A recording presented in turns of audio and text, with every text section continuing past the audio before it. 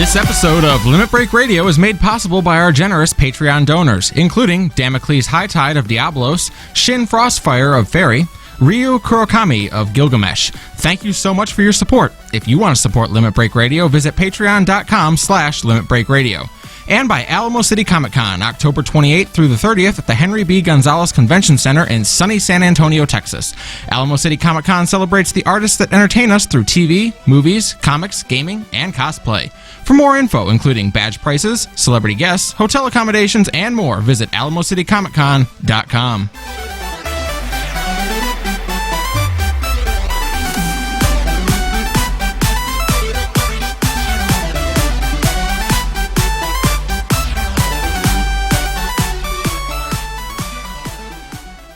Live from Eorzea. Limit Break.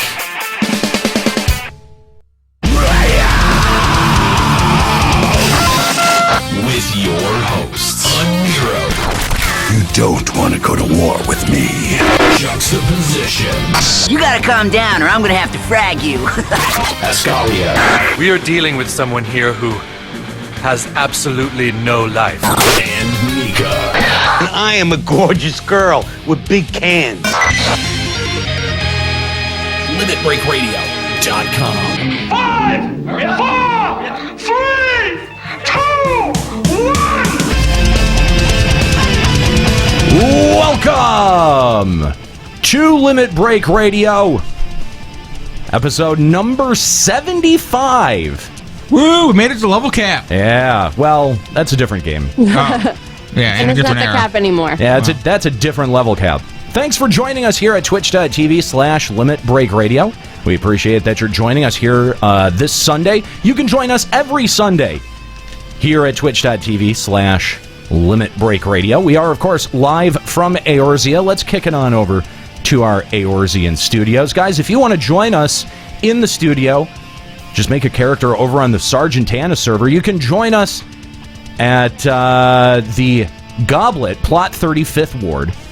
Hang out, be a live audience member. Our audience is kind of sparse today. Yeah, Notice that in the last couple episodes. Been a little bit sparse. I think maybe the server population's a little bit sparse. I think maybe people are not logging in like they used to. I don't know. I mean, we are the #1 free company on Sargentanis. That is true. That is very true. We even beat out Ghost in the show. Damn. Didn't even know that. Damn. #1 free company on Sargentanis, by the way. By metrics that we approve of. Yes. Open recruitment. If you'd like to join us, clearly we have a very active free company. If you'd like to join us, you can. Over on the Sargentana server, we accept everyone. Literally, you can get an invite from anyone who has the LBR tag, or if you don't want to talk to people, you can send an application. I check those every few days. And there you go. Accept everyone. So you don't even have to like LBR. Yeah. Although if you are a role player, then you are instantly kicked out and sent back to Belmont. Yeah, we don't want you. Nobody wants you. Yeah. Belmung apparently does, but I'm not sure why. Nobody loves you. Yeah. Anyway, You're adopted. Thanks for joining us here on Limit Break Radio. LimitBreakRadio.com is the website. Of course, twitch.tv/Limit Break Radio, twitter.com/Limit Break Radio, facebook.com/Limit Break Radio. Big shout out and thank you to Frosty TV for having Ascalia, Nika, and I on the program last night. If you want to check that out, make sure that you check out his archive broadcast. That's over at twitch.tv/FrostyTV_TV. And then also on YouTube. I'm not sure if the video has made its way to YouTube. When I checked this morning, it hadn't. Yeah, he said it was going up today. Okay, there you go. That was a good time. Yeah, it was. And we thank Frosty for having us on, and it was an interesting conversation. So if you want to check that out, you get a slightly different side of Limit Break Radio. The B team side. Not the B team side, the real side. Yeah, no, I think we tried to, drop kayfabe as much as we could. And, We talked a lot about the logistics and about what it's like to bake a podcast for MMOs and FF14 in particular. Yeah, and yeah, I mean, if you've heard any of our wrestling analogies, yeah, we definitely broke kayfabe on that interview for sure. So check that out. That's twitch.tv/Frosty_TV, and a huge shout out and thank you to Frosty TV and Mog Talk for having us on. Did he smell what the Nero was cooking? Oh my God. I just loved watching Juxta's mind work. Like, what's the one wrestling analogy I know? Yeah. Brother. Okay, 2. Okay, there you go. It hurts my brain sometimes. Like, you bring the show, not just the show, but my brain to a screeching halt a lot of times. Aw, thank you. That's the nicest thing you've ever said to me. And sadly, he's right. Yeah, it actually may be accurate, yeah. So, again, thank you for joining us. We also want to thank our sponsors, Alamo City Comic-Con. Guys, join us out at Alamo City Comic-Con October 28th through the 30th. We know that it's right after FanFest. We're excited to be meeting you and hanging out with you. Hanging out with you. Whoa. Hanging out with you. I think we just discovered a Nero's final solution for the role players. No, just the Lalafels. Oh, okay. So yeah, we're excited to be hanging out with you out at FanFest. All of us will be out there in attendance, but we'll also be over at Alamo City Comic-Con October 28th through the 30th. We've got some exciting announcements that are going to be happening out there. Alamo City Comic-Con is held at the Henry B. Gonzalez Convention Center in San Antonio, Texas. We invite you guys to come out there. Also going to be out there, Kristen Renton from Sons of Anarchy, as well as Jacob Vargas. They played Ima and Montez. And also, apparently, Jacob Vargas is playing Domingo, is it Cologne? Probably Cologne. Cologne in the new Luke Cage series. Just his colon. Just his colon. It's a team effort. Yeah. So. As well as voice actor extraordinaire Nolan North is going to be out there, the voice actor for Nathan Drake, Desmond from Assassin's Creed, as well as tons of other video games, Spec Ops: The Line, Batman: Arkham, as well as The Last of Us and Destiny. So yeah, that is super exciting. We are excited to be hanging out there. Of course, also big names like David Tennant, Karen Gillan, also going to be out there as well. We're excited to possibly be talking to them. We're going to try to be getting interviews with all of the attendees out there, and we're going to want to talk to you. If you know us, we definitely want to talk to you, and we're going to want to interview you for the show. So make sure that if you're going to be out at Alamo City Comic-Con, that you let us know that you're going to be out there, so that we can, we can definitely make time to meet with you and get a small interview with you. So huge shout out again to Alamo City Comic-Con for their support of this program. Speaking of support, guys, just looking over at the Patreon page, we are sitting at 182 patrons and currently sitting at $9 above our $2,000 goal. That's fantastic. We're really happy to be where we are, but we want to invite more of your support. If you've been on the fence about supporting Limit Break Radio, head over to patreon.com/Limit Break Radio and see what you get for your support. For just $1 a month, you get access to our bonus content that we put out through YouTube, as well as other goodies like dog tags, keychains, posters, T-shirts, and that's just our way of saying thank you for your support of this program.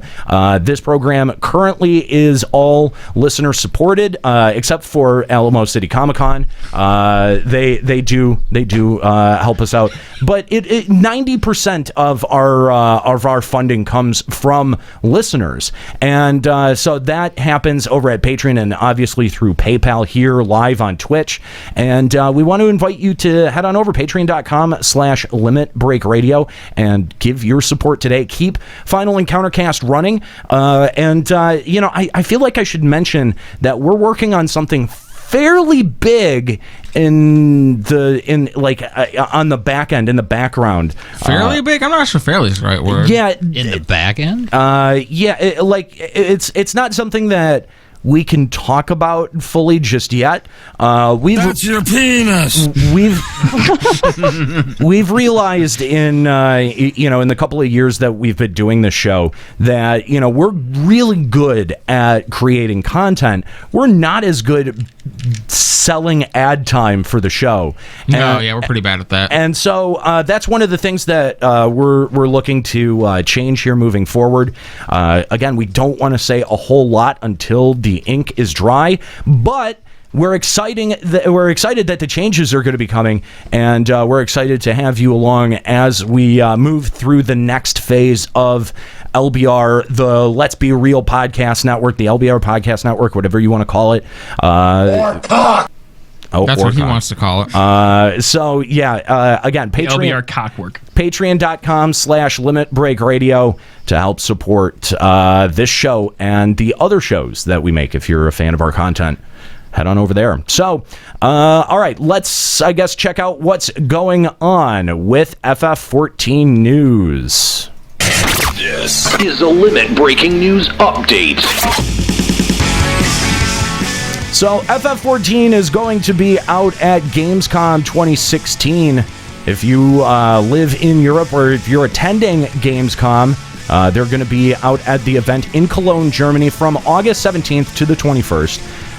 You will have the chance to win the I Beat Thornton and I Beat Sephiroth t-shirts. And there's also another t-shirt. There's a I Beat Nidhogg t-shirt now. Is there? That right? Yeah. Oh, I want You have to beat Nidhogg Extreme in front of an audience. Wow. Extreme. Usually they don't do the extreme one. It says right there, the header. And in front of an audience. Yeah, the I Beat Nidhogg t-shirt in purple. So yeah, those are really pretty cool. There are some other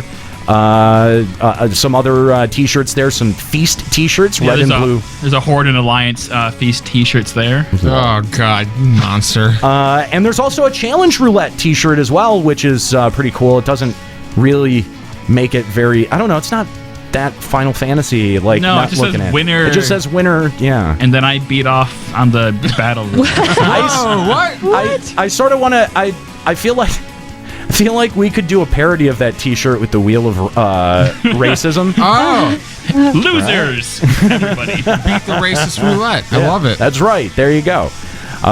So there's a whole bunch of stuff, free loot, Yoshi P signing session, the t-shirts, defeat your fellow adventurers in the Feast live on stage.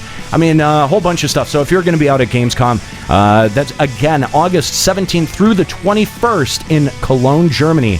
And make sure you stop by the FF14 booth. By the way, cosplayers, beware if you're heading out to Gamescom. Reportedly, they are going to be enforcing a strict no weapons policy on cosplay. Oh, come on. Yep, that's what I'm hearing. Okay. That seems to be much more common these days. Like, that's happening in a lot of different cons. Yeah, and well... Youmacon tried it, like, what was that, 2 years ago? That's the thing, is try. No masks. They're claiming that they are going to be, like, strictly sticking to that. So, really? Like, take your weapons at your own risk. Wow. Well, but it also depends, because Baltimore Comic-Con, which just posted a weapons policy like yesterday, also posted something that said no prop weapons of any kind, any kind. And then people started freaking out, and they're like, no, we didn't mean character things like Harley's mallet and Captain Shield. Like, that stuff will always be welcome. Let us clarify, please. So, it doesn't, I don't know. I think there's a, I don't, like, all weapons means all props totally. Well, they said no cosplay weaponry of any kind. Wow, that seems even that seems even more restrictive than most of them. I mean, yeah, when it was thanks a lot, Brexit. That's the issue. They're having a lot of problems. I mean, specifically at Youmacon, that is true. Yeah, there is a lot of shooting problems, but I mean, at Youmacon. They had specified like which types of props they didn't want and where they didn't want them.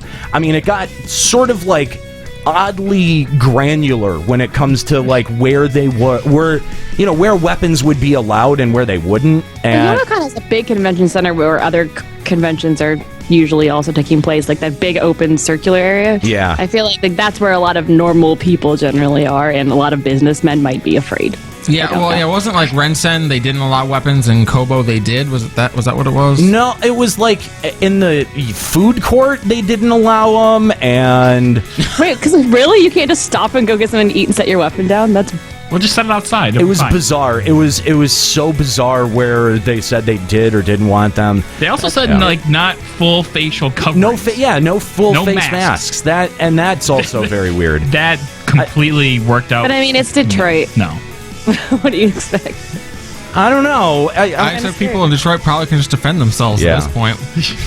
So this week the Moonfire Fair event started. I don't know. Yeah! Go posing rangers. Dude, the emotes are amazing. How do you not get excited about those emotes? Like, they are so funny. Because I'm not a fucking weeb, man. Because, like... I don't know if Power Rangers is weeb. That's like... Well, but I was only into Power Rangers when I was 6. I very quickly grew out of that in my life. But like the way that they pose and they freeze and then they do another pose is so nostalgic and reminiscent of Power Rangers. How could you not? They're amazing. And you can just keep spamming the beginning parts over and over and look like you're just karate chopping the air. It's really funny. To be honest, I'm kind of okay with not getting them. I mean, what? Yeah. But then you won't get to see your karate chop action. That's fine. They're so fun. I think I have the event takes like 20 minutes max to get everything. This is going to sound odd coming from my mouth, but I think I have a little bit more dignity than that. Wait, was that sarcasm? No, it wasn't. I don't think it was. I think that was sincerity. I don't know. It doesn't come out very often. That's what she said. Jeez. Walked right into that one. So yeah, get your Power Ranger poses if you want them. I feel like the B and C pose are way too girly, and there needs to be more A-type poses where they're very clearly masculine. I guess. I don't know. It's a very big issue in the community right now, man. Wouldn't really know. But but the characters, like the Red Ranger is like this big Rogadin, and then the Black Ranger is a female, and then the Yellow Ranger is like a really, I don't want to say like effeminate, but he's kind of a goofy Ellison, so it makes sense. Well, yeah, but I'm just saying we need more poses, really, and more that aren't just like girly ones. They're like all like high and like on one leg. What's a Power Rangers or Ginyu Force that looks masculine? Because the Ginyu Force had 5 poses, right. None of which look masculine. Yeah, you're totally None of them had right. that pose. You're totally right. Well, I don't care about that. I'm talking about Power Rangers. We're not talking about Ginyu Force weeaboo shit. Yeah, but I mean, most of that shit does just look like the synchronized dancing that comes out of anime. I'm saying, well, yeah, obviously the beginning part, but then the freeze. That's the masculine part that needs to be good. That's where the magic happens. Yeah. It's real easy to get this stuff, guys. It's two fates. You do have to take down. There is one fate that pops. It's called Cancer. That one. Wait, we have to go back and do that one again with the huge crab? It won't You pop. have to, yep, if it's up at the same time. So basically, you got to rid Eorzea of Cancer. But we still have Skrull around, so we're not doing a good job. Yeah. But it's good if you need that achievement because nobody does that fate anymore. So if you don't have that achievement, just hang out there until it pops and people will kill it. Yeah, wasn't that the fate you had to do for the Moonfire Fair like 2 years ago? Look, Lords of Verminion is still around. I'm pretty sure we didn't eliminate Cancer from Eorzea. Okay. You're right. The Verminion Lords are still around. Actually, they're kicking off this season. Yeah, that's good. Please make sure you visit your local Manderville Gold Saucer for all your Lords of Verminion needs. The show not brought to you by Lords of Verminion. But the Verminion Lords is brought to you by the Manderville Gold Saucer and Yokai Watch. Okay. All right. Is that event done? Is the Yokai Watch event done? Is it over? No, not till October. Oh, not till... Wow, that's going for a really long time. Holy shit. It's a really long time to get all this shit. Mm-hmm. So they're letting you have enough time. Yeah, it's 2 months, bro. You can spend more time in that than you can Deep Dungeon. Whoa. That's something. That's a good point. Like, I'm not sure how I feel the fact that it actually takes more effort to get yokai weapons than it does the Deep Dungeon weapons. I'll say how I feel. Like garbage. To be honest, I'd rather just catch Pokemon. Oh, yeah. Can we do that? And catch yokai mons? No, Pokemon. Is that fine? Can we do that instead? No, you can't. No, you have to do this show. Oh, I'm fine with doing the show. I just mean rather than play 14. Oh, no. Oh, all right. Sorry. I've still got the Power Rangers theme stuck in my head. Yeah. Although I just realized it's actually the Turtles theme in my head. Never mind. How do you mix those two? How do you mix those two in up? my head, I was going like Mighty Morphin Power Ranger. And I'm like, wait, that's the Turtles theme. Oh, wow. It's the same number of syllables. Actually. Yeah. Anyway, thanks for listening to Limit Break Radio. If you want to call the show, we'd love to hear from you. Limit Break Radio on Skype, 810-515-8715. We're going to be talking about the good, the bad, and the ugly today here on the show. We're going to talk we're talking about a Nero, the Juxta, a and Nero, Callow, and the Skrull. And Scalia. Okay. No. Dude. Boy, that just... Skrull doesn't get a spot on the show. He gets barely a footnote. Right in the balls. So we're going to talk about some of our favorite changes and additions to the game, some of the worst, and some of the stuff that's just not been well received all around. Maybe it was a nice thought, or maybe in concept it might have been good, but it was just not well received. So we're going to want to hear from you. Again, Limit Break Radio on Skype, 810-515-8715. Now also on Discord. You can find that at limitbreakradio.com/Discord. And we do invite your calls. So, Kookie said that she had something for us to watch, though, before we got into... is that our new phone screener? Today's subject. Is she the new person? Yeah. Okay. Kookie... Our latest addition to the LBR family. Kookie's finally back. So did she bring us like an interview? Because she always comes back with interviews. That's exciting. No, I don't. I don't think it is an interview. So do we have Kookie all hooked up here? Is she? Yeah, big Kookie. Kookie, how's it going? Hi, Kookie. How you doing? Get back to work, you slacker. Shut up. I've been doing work for you guys still.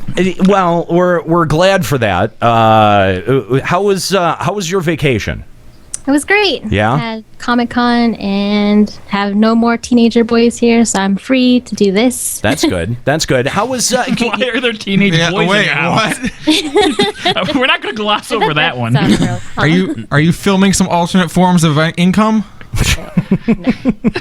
How does Pelly feel about this? Greatest conversation ever. I got weird. I got awkward in a hurry. Anyway. Kylo's interested. So... San Diego Comic-Con, Kookie had the chance to go out there. You actually go out there almost every year, right? I go out every year because I volunteer work, but this year I was actually paid to guard a door. Nice. Yeah. She was the firewall again. There you go, yeah. Pretty much. And basically I work in the loading docks and watch the celebrities walk back and forth. Did you get to meet anyone really, really cool? Everyone. Oh, everyone. From like Suicide Squad to Game of Thrones to Doctor Strange. Everyone. Who is your favorite person to meet? Besides me. Some people. Okay. Some people know me that I like wrestling, so I saw Batista and he stared at me and smiled. So was he there for Guardians of the Galaxy? Yes. Okay, cool. Nice. That's cool. That's really cool. How many of them were fans of LBR? Because you were asking all of them, right? And you were handing out cards, right? Right? And you got tons of interviews, right? Right? Yeah. Where's our interviews? Where's our interviews with Batista? Earn your Kookie wage. I don't. Maybe we should bring up on the air what that is. Do your job. I got that. Wow. How do you not have that? Yeah. How did I have to call for that? And it's still not here. Amazing. It's not a joke if you have to explain it. Right. 5 minutes later, he's going to play it. Now we're just waiting for it. Come on, Juxta. Oh, I found it. Okay. Did you say man crush? Oops. You're the worst. You're fired. We should get Kookie to do drops. Do your job. No, do your job, Juxta. Do your job. No, do your job. Do your job. Do your job. Do your job. Do your job. Do your job. Do your job. Do your job. Do your job. Do your job. Do your job. Do your job. Do your job. Do your job. Do your job. Do your job. Oh God. All right. Man, where did this show go? That just deteriorated in a hurry. All right. Anyway, so I did find something for you guys. Okay, yeah, Kooky, she said that now she wouldn't share the link with us is the weird thing. What? So That's so worrisome. Yeah, so she said that there's a video and there's a thread that we need to look at. So go ahead, I guess give us the URL now. We'll pull it up. Juxta, you pull it up because Okay, I'll bring it up. All right. So I don't go ahead, explain what is this? What is this video? Okay, so I know we love, official forum posts. So I got something up here, which is this post. It's an official forum post? Is it a Yes. shit post? Oh, dramatic shit Yes, post reading time? and I thought it would be really great because they did mention LBR somewhere in here. Really? Nice. Yeah. Okay. All right. So okay, wait. So it's not a shit post. It's like a jerk off post. It's not. Yeah. Because the actual post is only one line. It's that I made a video that I would like the community's options. Options? Right. Comments. I would like Options your and comments. Yeah. Our options and comics. Well, we'll give them some options. Options. My Probably God. not opinion. We're off to a great start. The title of the thread is I mad I would like your comments. I'm mad. Wait, What okay. a scholar this guy Now, is. You mad, bro? Is that a video I made or a video I'm mad? I think he mad. Oh, he mad. Hulk. He mad. Hulk He smash. mad, bro. Okay. Okay. This is going to be a gem. So all right, it's not an actual shit post, it's a video. So it's like what? We have Are they rubbing our balls or breaking them? You have to find out. Okay, we're just going to have to find out. Okay, Yeah. Juxta, how long is this video? Jesus. 9.5 minutes? Oh my god. Holy crap. Okay, all right. You'll love it. You'll love it. Trust me. Like, okay, it's gotta be good. It's from Squall Loves Renoa. Oh my god. My God. Oh no. I'm an FF8 fan and that hurts. No.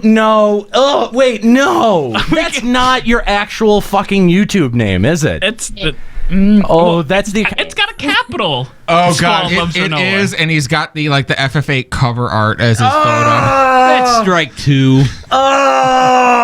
Oh, you. Oh god. Come on, you gotta watch this. You. I don't know that I want to. I don't know that I want to. But I mean, I guess if it mentions Limit Break Radio, we kind of have to, don't we? I'm gonna link it right now. All right. Okay. So if you guys want to follow along, You could be a real good fan. Yeah. Of the show. I hope not. We'll find out. Juxta, do you want to start the video up? Yeah, are we ready for it? Yeah, I think we're ready. Yes. All right, here we go. All right, here we go. Hello, ladies and germs. This is your boy Squallows Riona, and Germs. today I'm He going even said Renoa wrong. He said Riona. He says Riona. Hang on. Pause. Hang on. Pause this. Stop this. It's Renoa? Squall loves Riona. Riona. He's a big fan of Final Fantasy VIII. Yeah, clearly. Clearly, he And doesn't know Shrek. the character's name. It's Shrek. It's never ogre. I want to first of all make sure that it's turned up all the way because It's Mac. his man. audio. how quiet it actually his is? audio is shit. It is garbage. So you want to hear garbage? Yeah. I mean, I guess it mentions Limit Break Radio. It's quality. Trust me. Okay. All right. I guess let's. Kookie's never steered us wrong. Yeah. Let's hear more about Squall and Riona. Riona. I want to hear. Did we hear that right? Restart that. Okay. Hello, ladies and germs. This is your boy Squallows Riona. Riona. He did say it. Riona. It's spelled Riona too. His name, his username is Riona. Riona. Okay. My mistake. All right. Okay. Mistake. I don't know if that's worse or better. It's canon now. She's Riona from now on. Riona Hartelli. Squall loves ogres. It is canon. What the hell are you talking about? Nika, I understand that you have a Riona cosplay, right? Is that? No. No. I have a Renoa cosplay. Yeah, you know what you should do? You should just find googly. very You should find googly eyes and put that, like, paste them on. Oh and my that's god, your Riona. Nika, do that. Go as like this really derpy Renoa, and I'll go as my Squall cosplay, and we can hang out. We'll be Squall Loves Riona. Oh my gosh, let's do it. Oh my god. That's the best. Okay, all right. There. Come on, And you need to have big, like, either Coke bottle glasses or like some. You mean nerdy ass squall? Yeah, exactly. All right. It's like those Valentine glasses with big heart eyes because you love Riona. There you go. Make it just dumb and obvious. All right. We're never going to get through this thing. A friend of mine, and I'm going to talk about something that has been plaguing this Final Fantasy XIV community for a long time. Plaguing. What I'm talking about is... What you talking about? Willis. Toxic people in this community. Oh, God. Here we go. Feel like I already know where this is going. Come on, we love this rant. The content as well as rage quitting. First of all, I will hit the... First of all... Hang on. Like, this guy is, like, barely... like leaking words out of his mouth, right? It sounds like he believes anything he's saying. He's got a double sin going on. He is talking quietly and has his in-game music and sounds on to go over it. Yeah. So I want to talk about rage quitting, and I want to put. Maybe he's really sleepy. Either that, or he doesn't want to wake his mom up. Did he drink? Oh, maybe. Did he drink a tub of Robitussin before recording this video? Is that what it is? Purple dessert. Like what that purple drank on. Oh my God, this is already brutal. Oh my God, this is gonna be amazing! Yeah, so your drops are on the same. Just so you know, your drops are on the same. So I'm same super fader. loud. Yeah, so like I said, I'm having to blast him because he's so goddamn quiet that we could barely hear him. So maybe I don't know, maybe. More drops? Maybe less is more at the moment. Okay. Just because that's not going to take too long. Okay. Say when I'm put in a party finder to take like Nidhogg Extreme, okay? You say no. The one fight in the game? Yeah, okay. And you select until we complete the duty, and people have... Complete the duty. And people have serious high gear, okay. So you get all the people together, everybody's raring to go, you get the ready checks pipe, okay. People get in there, okay. People get in there. He's got... It's at least I can't tell if that's fat or lazy. Before you know. Either way, why not both? It might be both. Either way, he needs a pop filter. Geared or how their DPS is. And he needs a decent microphone. I get highly upset when... Highly upset? After 3 or 4 wipes. It's more than like kind of upset. And you tell them, this is going to be, it's going to take some time. It's going to take at least like 20 minutes for you to get used to the players you're playing with. And then, this also goes for farming, okay? Like when we're bird farming, so since a lot of people are getting bird farm, trying to get those birds now, and people leave after like 2 or 3 runs because the birds don't drop. You have to understand these birds are going to take at least 10 runs. What hour of the show is this? I fell asleep. Well, how many? Can you hang on? It's coming up. How many? The dragons are coming. Trust me. Oh my God. How many views does this have? A massive 520. Wait, how many likes and dislikes does it have? It has 20 dislikes and a paltry 3 thumbs up. Wow. I'm just not sure who this He's clearly addressing the entirety of the Final Fantasy XIV community, and I believe he brings up a great point because you're bringing out all these two people together for Nidhogg Extreme to get birds. And you gotta get birds, and everyone's raring to go. Mm-hmm. They are raring, and it's been plaguing the whole community. So, well, Juxta, I'll say this to your point: he's got 520 views, which probably is the entire active 14 community right now. So, fair enough. I would never tell our audience, I would never encourage our audience to, go to the comment section of this video. Because I feel like that would somehow be wrong to encourage, absolutely. That'd be our fans to go. Like, if that happened, I don't know, we probably wouldn't read them on the show. Yeah, and once we're towards the end of this video, and we certainly wouldn't put the link in the chat for you guys to get there. Right, we would never do that. No, we would never encourage you guys to do anything like that. So don't do that thing. Just say what we just said. That thing. Just maybe consider not doing that. We certainly wouldn't give away one of those extra codes that we have for whoever has the best one, would we? Right, yeah. I mean... that would be. I think that'd be like encouraging people to do it. I think that might be, and that might be a little mean, maybe. I mean, this guy's just making YouTube content. He's just making YouTube videos. I mean, yeah, he's being fat. He says, I enjoy making video game is my passion. Video game? Is this Kawar? Did we find Kawar making YouTube videos? Because no, Kawar is much more cogent. Oh, okay. Because I like he's not even like I feel bad for calling him lazy, but then like I read the title of the video or I read the title of the thread. I'm mad. I would like your comments. Like if you're so lazy that you can't even proofread a line, you know what I mean? Like, I don't even know where to start with trying to improve your content. Okay, Squall Loves Rioa has a very, very important message. He needs to get out there immediately, so he doesn't have time to proofread lines. Clearly. So when Squall loves Rebecca, he just needs to get that shit out there, and there is no stopping him. There is... Cause it's Fire's Day. Oh, sorry.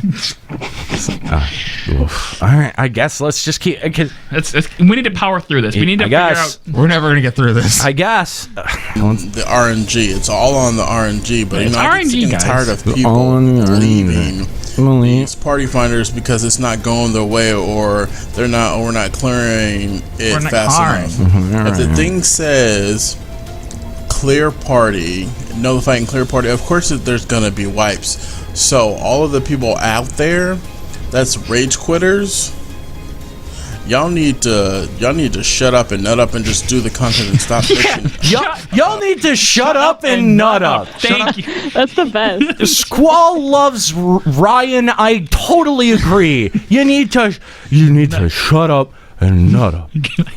I hate the way this guy talks. I like that line when Woody Harrelson said it in Zombieland. It was a good line coming from him. I love his presentation of that, so I'm definitely gonna turn that into a drop. Just shut up and nut up. Yeah, oh god. Just if you ever like run into a person and the way that they talk just bothers you to your core. Like this is one of those people. I'm really bothered by the way that he's choosing to talk, because it's like just say the words. Just open your mouth and say the words. Enunciate just a little bit. Like just don't have the words like dribble from the side of your mouth. Like use your tongue to make the word. Did you have a stroke? If you had a stroke, then this is forgivable, because if you didn't, yeah, we're sorry. If you had a stroke, if you had a stroke, then I don't know. Maybe God hates you, but. This to me reeks of someone who had a bad run and just hit record immediately. Like there's no like outline or plannings of what he wanted to talk about. He's just talking into the microphone. I'm still waiting for the LBR reference. Yeah. No, where's the LBR reference? No, trust me. Like on this, like he is a true soldier because he just had a stroke and he knows this message has to get out, so he's just going for it. Man, Squall loves Becky. You are my hero. Let's continue on. Oh my God, Becky! But how it's not going fast enough for you? That's point one.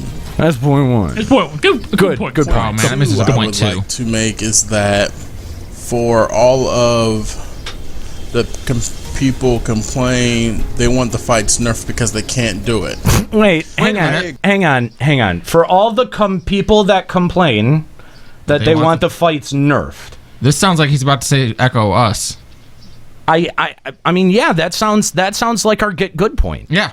Well, he hasn't said get good here yet.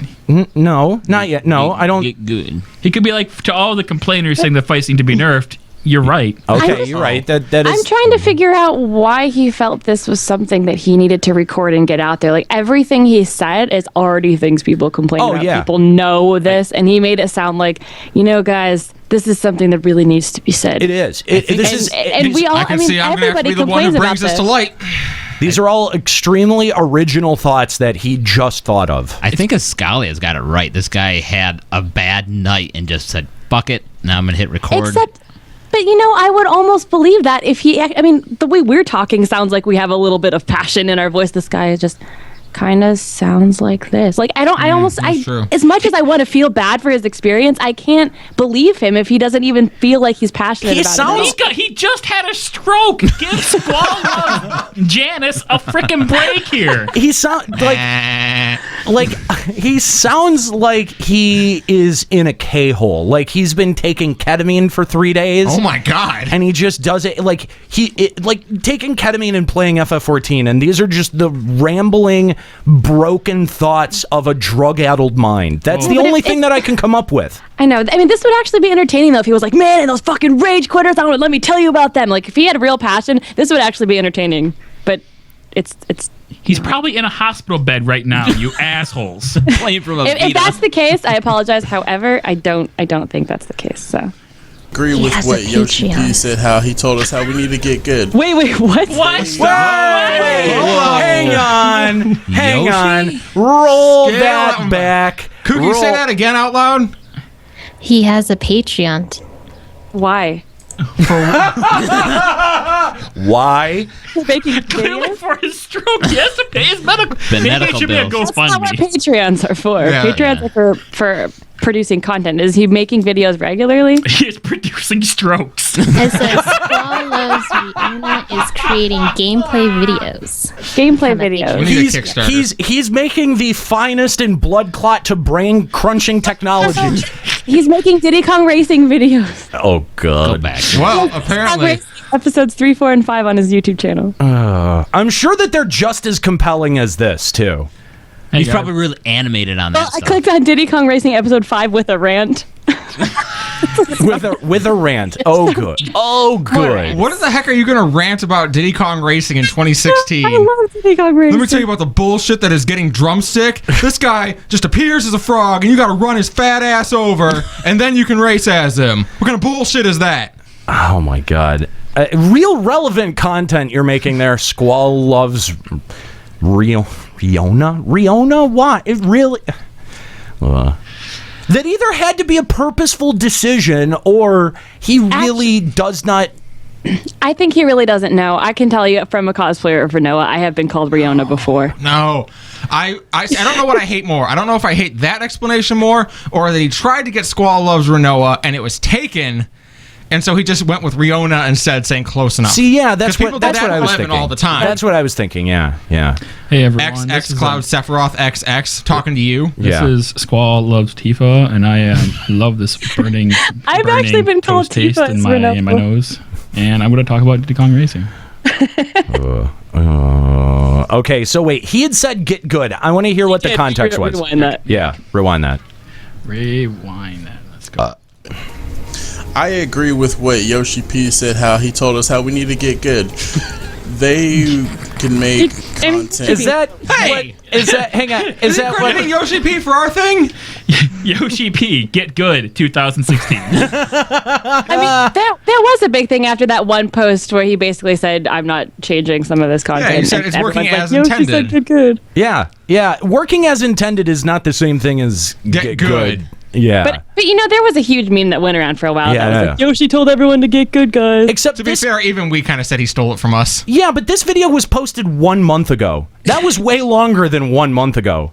Yeah. That Yoshi P comment, that happened months ago. He just woke up from the stroke. You people are beating him up. He woke up, he's in the bed, he finds out all the stuff that's happened over the last few months. He's like, I gotta make a video. He's making it right now. He's still on the drugs, he's still on the stroke. He loves Aries so much.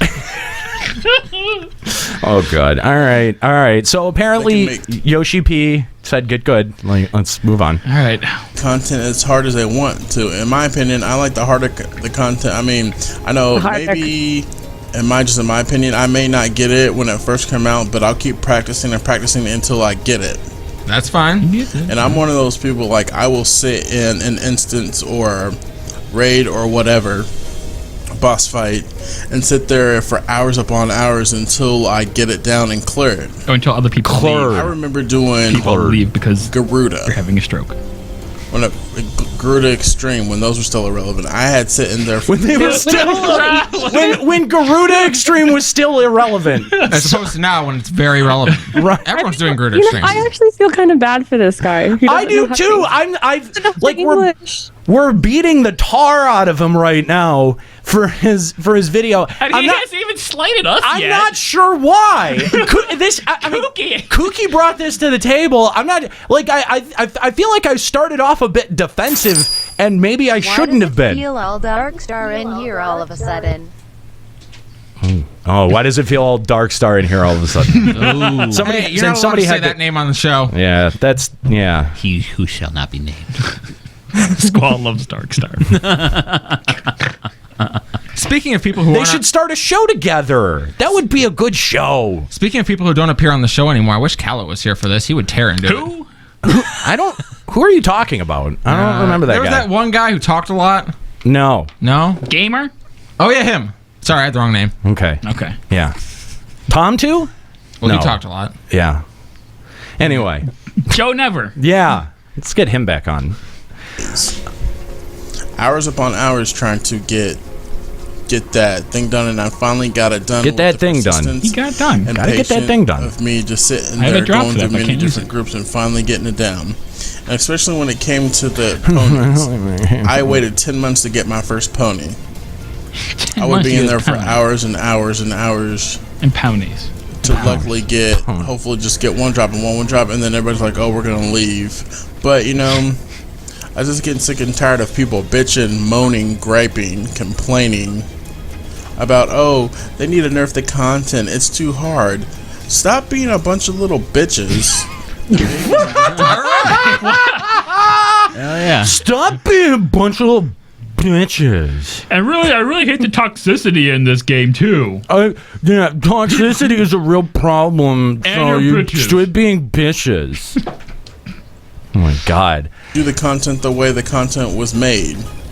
But this is exactly the same point that we raised. This is exactly the same point that we were talking about, by the way, like a year ago when it was relevant, when they were talking about story mode raids for the first time. Yeah, Get Good is now, what, like 16 months old? Yeah, like, here he is. I'm donating because the donation jingle will wake me up from falling asleep from this video. This video. Thanks. I don't know why that's playing over your speakers, Nika, but it keeps coming through. I think it's Kooky. Or is it Kooky? What? Oh, is that Kooky? Yeah, I turned it off. Sorry. Oh, okay. All right. Kooky. I know. Bring in some stroke victims video onto the show, and then having the donations callback feedback. God damn. There's a very good reason why I brought this video, because like they're better. They're fucking better be radio, and we loved when we hear people talk about Lemon Brick Radio. There better be a good reason that we're listening to this. It's very good. Trust oh me. my god. All right. Okay, well you're under Skirl suspicion, Kooky. Ooh, that's some Don't serious. put me down there. With that. What? You put us down here. Keep going. So, with that being said, y'all need to stop bitching and complaining. This goes for the whole community. Y'all need to stop bitching and complaining, and when they bring out content and do it, and stop freaking stop bitching on the forums. Stop bitching, man. Telling them that they need to nerf it. They will nerf it when they're ready. So, third point. Third point. Do you guys think he wrote any of this down? No. I don't think so at all. I don't know. Based on the way that his shit is typed up, I think he might have. Well, he might have had like bullet point 1, 2, 3. Yeah. He definitely wrote it down. He just had a stroke. He can't read. You can't write when you're having a stroke. Now he can't read either. It's just lines. Yeah, he's got the Roman numerals up there. 1, 2, 3. I'm just waiting for him to go. You bitches need to shut up or nut up, and I smell burning toast. Like, burning oh my toast. god. All right. There are players that say, I want you to live up to a certain way, especially in raids. Okay, say for instance, if I have a 230, say for instance I have a 230 a 230 Bard. Okay? A 230? Jesus. 230. 230. Is it 230? Could it be 240? And we don't want you because your DPS won't high enough. And even though DPS that I show them that I have the clears in the have the clears in the equipment and pages and tokens to prove it, they still don't want you to join them. But it's like all I will say all the OG WoW players that came here, they expect the OG WoW players. Another gem from Cecil Loves Radio. The OG WoW players. Is that what they're called now? OG WOWs. When someone tells you they come from WoW, you're not like, wow, you are an OG. You don't do that? No. No. OG WoW or MMO player, the OGs in World of Warcraft. World of Warcraft was the first MMO. Don't you know? No, I didn't know that. Old games? Yeah. Old gamers? OG, old gamer. I don't know. Original gamers. I don't know. I think there's a lot of UO players who'd say they had a game before WoW. You would know, wouldn't you? Yeah. Papa. Yeah. What was Pong Online like? Oh, it was amazing when it came out, man. It just blew our minds. You had these paddles, and you had to twist that knob, make that... Yeah, but the server problems were just really unbearable. Yeah, you're playing some dude in Japan, and he's lagging it out on you. And left paddle was just so broken. It was. Right paddle couldn't hold the stick against it. Well, but that narrative, though, was just... that narrative. Right? Like, I mean, come on. Left paddle was just such a great, well-rounded character. The pixelation was so He was definitely on point. Very sharp. Have you guys... Hang on. This is a weird sidetrack. Have you guys ever read the Pong fan fiction? No. What? Left paddle and right paddle are characters, and the ball is the lover that is torn between the two. That's a real thing. You can go look it up. I don't know where I heard about that. It is the most bizarre shit. Spoiler alert, Nero wrote it. I see right through you. The weirdest Yoi / fiction I've ever seen. Right? A certain type of way of how they're raiding. You have to understand the raids are totally different from Final Fantasy XIV raids. What? The OG raiders, they really don't care about the community. They want everybody to live up to this standard and raid the way they raid. It's not. Do they? Work. So you can take your OG raiders and you can kiss my ass. Yeah. The toxicity of this community, bitches, kiss my ass. Wow. I mean, I wonder if what server is he on? Apparently he's on Sargate Hannes, what someone said in the chat. I was about to say, get out of here. I was like, maybe on his server there's a lot of WoW players that are pissing him off or something, but I don't think Sargate Hannes has a big WoW player population on it. I don't feel Sargate Hannes is full of legacy players. Yeah. I feel like there's not that much crossover between. I mean, of course there is, because MMO players will kind of bounce between all of them. But I mean, those hardcore WoW veterans, I feel like that they have already tuned out of this game and moved on to something else. Oh, definitely. Yeah. So who is he complaining about? He's just complaining about people who don't agree with him, isn't he? I think so. Yeah. That's what it sounds like to me. Is that there was someone who called him on his stupid bullshit. They were like, "You can't type. You can't do this fight. Get the fuck out of here." Right. It might not even been that. It'd been like, dude, look out for your health first. Recover from the stroke, then come back. We're not saying you have to leave forever. Just get healthy. Maybe he's an ice mage, and he only uses blizzard spells. Maybe. Oh well. I pay my $12. I should be able to play the way I want to. Yeah. And bring everyone else down. That's right. I should be able to call players bitches. And bum everyone out with my fucking YouTube videos. All these readers expect you to do this, and this. When a new raid comes out and you wait like 2 months because you're doing other content and you wait. Okay, I just need to point something out that in the actual video itself, he's on a gathering class or something. He's just trying to jump out rocks. He's not actually doing anything in the game. Well, the entire time before this, he was just flying around. Yeah. So the stuttering and the distractedness, he's not doing anything. Oh, okay. He's literally just wandering. What? That concerns me. That does now start to concern me for his health. I mean, it's possible he does have some kind of mental disability. And if that's the case, I don't know. But when you put yourself out there like this, you have to know what you're doing or else this happens. Otherwise, LBR picks you up. I feel like this is... But we're not picking... This video is That's right, Kooky brought it. this is... I feel like this is a hit piece from... Kooky, did we upset you? Did we make you mad or something? Is that why you've been gone?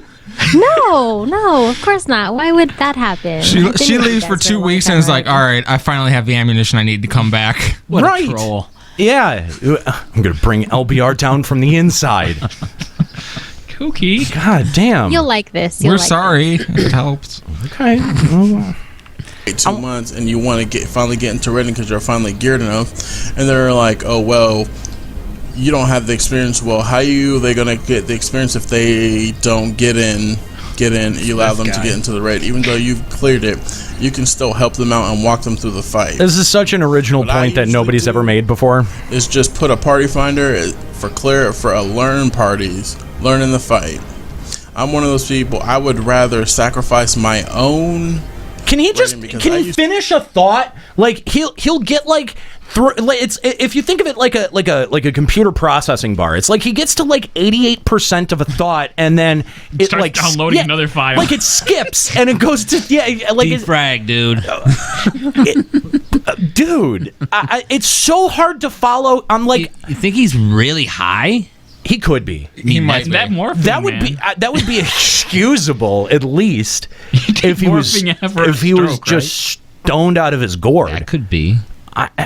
Maybe, I don't know, man. I just it's so, all of this shit is so, like, first of all, it's points that literally everyone has made before, has come to that conclusion on their own. Well, like, this is an argument that was had last year and kind of came to a conclusion last year. Like, I don't think this argument's still going on. Yeah, okay. But if he's awakened from the coma... Yeah, you're right. You're right. To be a raider back on in Perfect World. Oh, Perfect World! He was a Perfect World player. I've got it. He started uploading this video to YouTube last year, and it just now finished processing. Oh, that's what happened. That's a long time. Have you done the YouTube processing?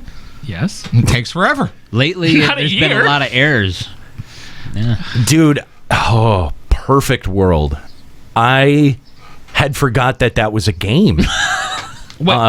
It's a game. I forgot about it too. Is that Carbuncle? I mean, it looks like WoW. Like, it looks like a WoW clone.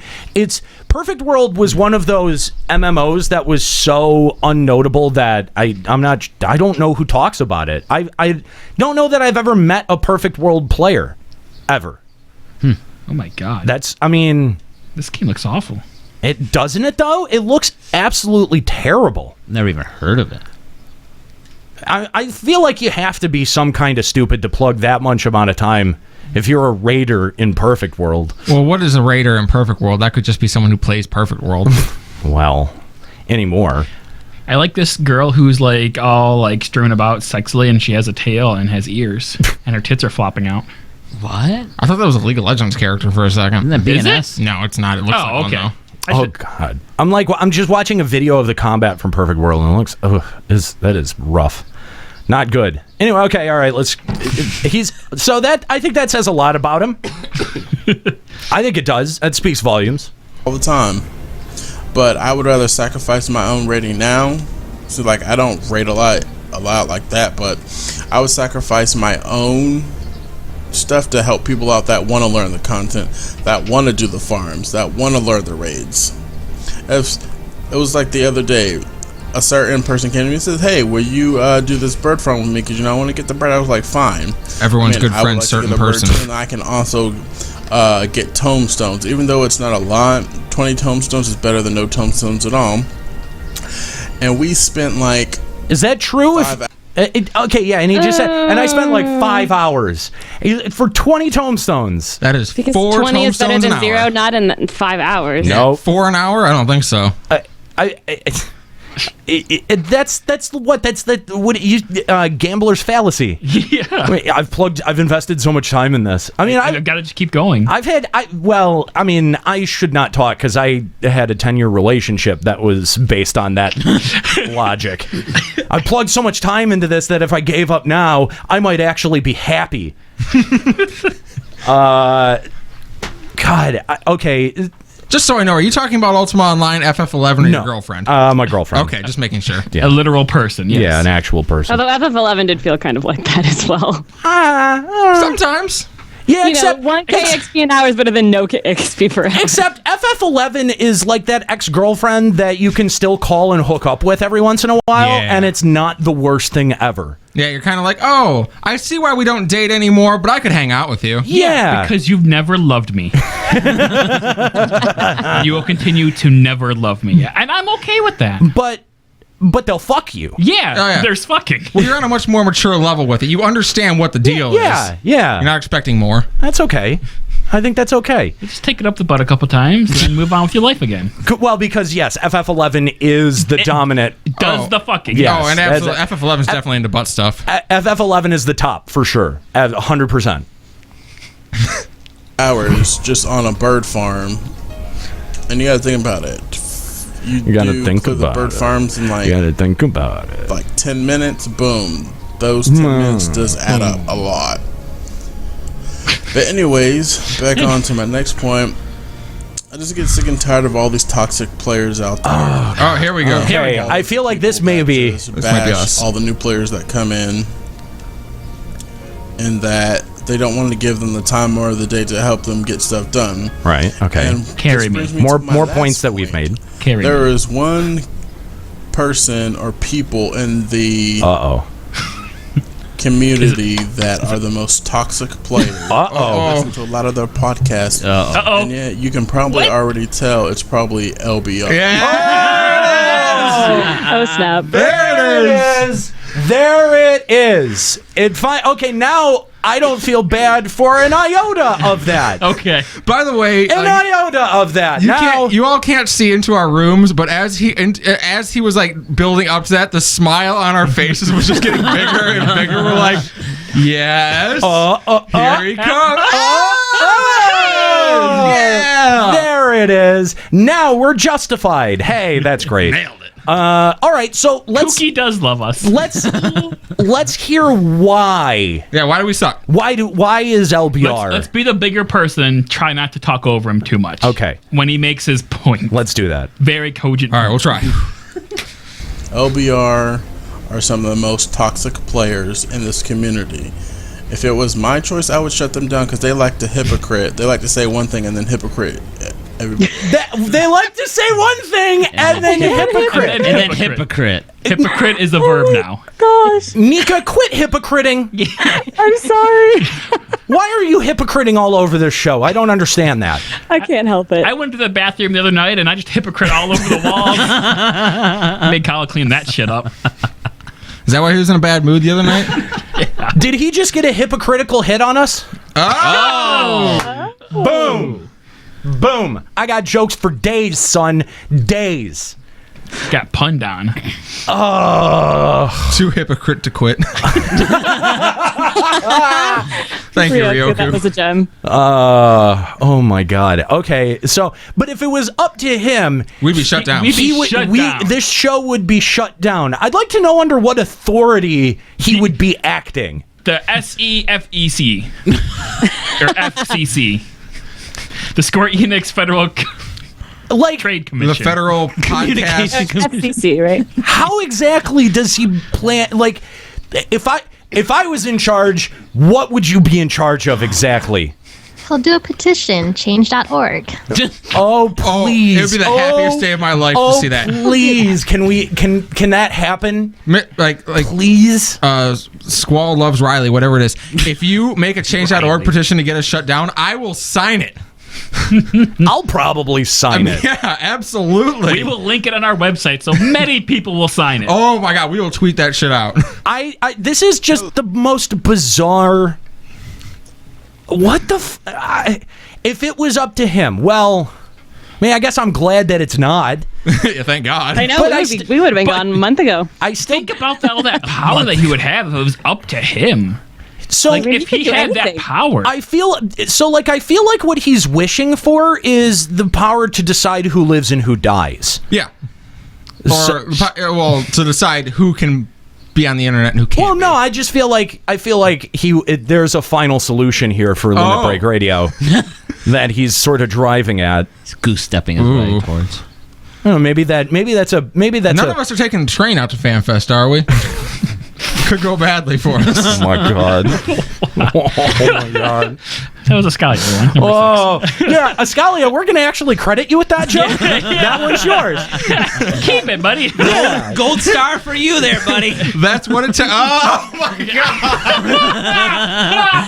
Wow. Oh, there you go. There's my one joke. You know what? Before the show, I told Papa Woody that he had to make a joke on today's show or he was fired. And congratulations. Thank you. There you go. Oh, God. I Maybe we should be off the air. Maybe, yes. Maybe Squall Loves Rick and Stark has a point. Maybe he has a point. Maybe we are the worst thing to happen to this community. It could be. Between that and racist roulette, we may well be. Yeah. Maybe we deserve this. All right. How much time is left on this video? How much? Like just under a minute. Oh, really? We get bottom billing and we only get a minute? Yeah. God. All right. Fine, I see how it is. Like when you see like the credits and they introduce everyone, we're the and these guys as Limit Break Radio, where they only appeared at the last minute, but you know who they are. We're a special guest star. Yeah. So basically my point is the video for this rant is that people need to stop whining and complaining about the content's too hard and want the devs. Oh, he's already done with us. Yeah, we got like 2 sentences. Wow. I feel like we're more important than that. I know. I feel like we got a little ripped off there. How mad do we have to make him to get a full video on us? I don't know. Yeah. Well, might now. Do we just fingers crossed. Just link him this segment, I guess? Yeah, I think so. Okay. Yeah. It's just link him the whole Ascalia Papa joke. Yeah, like that should be enough. There you go. Just do the content, practice it so you can get it down. So when the nerfs come, you can just go and blow through the content when you're trying to farm for certain things. 2, y'all OG raiders out there. Y'all OG raiders. Newer players that want to get into raiding.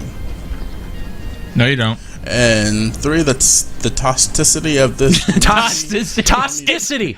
To his credit, it's a very hard word, especially after a stroke. Toxicity. Yeah, getting that sound is real tough. Okay. Yeah. Get y'all shit together. Stop being so toxic on these new players in the You community. got it. Making this a terrible Good for him. That's part of his rehab experience for people. So that's my rant on the subject. That's my opinion. That's how I feel. This is your boy Squall Loves Riona. It's my boy. My boy Squall Loves Riono. So he basically. Can we just finish out like this last 6 seconds? Yeah. Comment, share, favorite, and subscribe. See you later. There you go. You heard him, guys. Comment. I feel like. Now we're not telling you to go over there and comment. We're not saying he did. He though. was. He definitely He's encouraged encouraging it. Yeah. He's already got 19 comments, man. Wow. Wait, how many did he have before that started? Well, probably 19. Oh, I okay. haven't refreshed it since we started playing it. Okay. So he could be up to a massive 20. Wow. I mean, damn, guys. That was special. From Squall Loves Squall, yes, I do make videos every day. Did we get served? No, I don't think so. Hold on. He just took up 20, 30 minutes of our show for literally 2 sentences. Bravo. That is an elaborate He had troll. no proof or anything to even I would have loved to hear his reasoning. I would have too. That's the thing is why are we toxic? What exactly? Can we reach out to this guy for an interview through YouTube PM and see if you're 1 month later? Hey, it is on the official forum, so I wonder if there's some bullshit on there now. No, we could comment there, ask him to come on our show, see what he says. I'm kind of I feel like that would be Dark Star 2.0. I'm not sure I want that. I do. I don't know. I almost feel like with the way number 3. I want to give this person the benefit of the doubt here, but I feel like with the way that he talks, I'm not sure he will have the aggressiveness in person as he claims to have in his video. He doesn't have aggressiveness in his video. I mean, he claims to be upset and ranting about this, but I feel like if he was to actually talk to us in person, I have a feeling he would chicken out. What does he sound like if he's not mad and ranting? Right? What does that sound like? You know what? It's exactly the same. Yeah. Sounds like toast. Burnt toast. This thread is really interesting too here. Some of these, I kind of want to read some of the responses that are about LBR, specifically about LBR because he didn't give us anything. Yeah, asshole. So this one, Eric K. Eric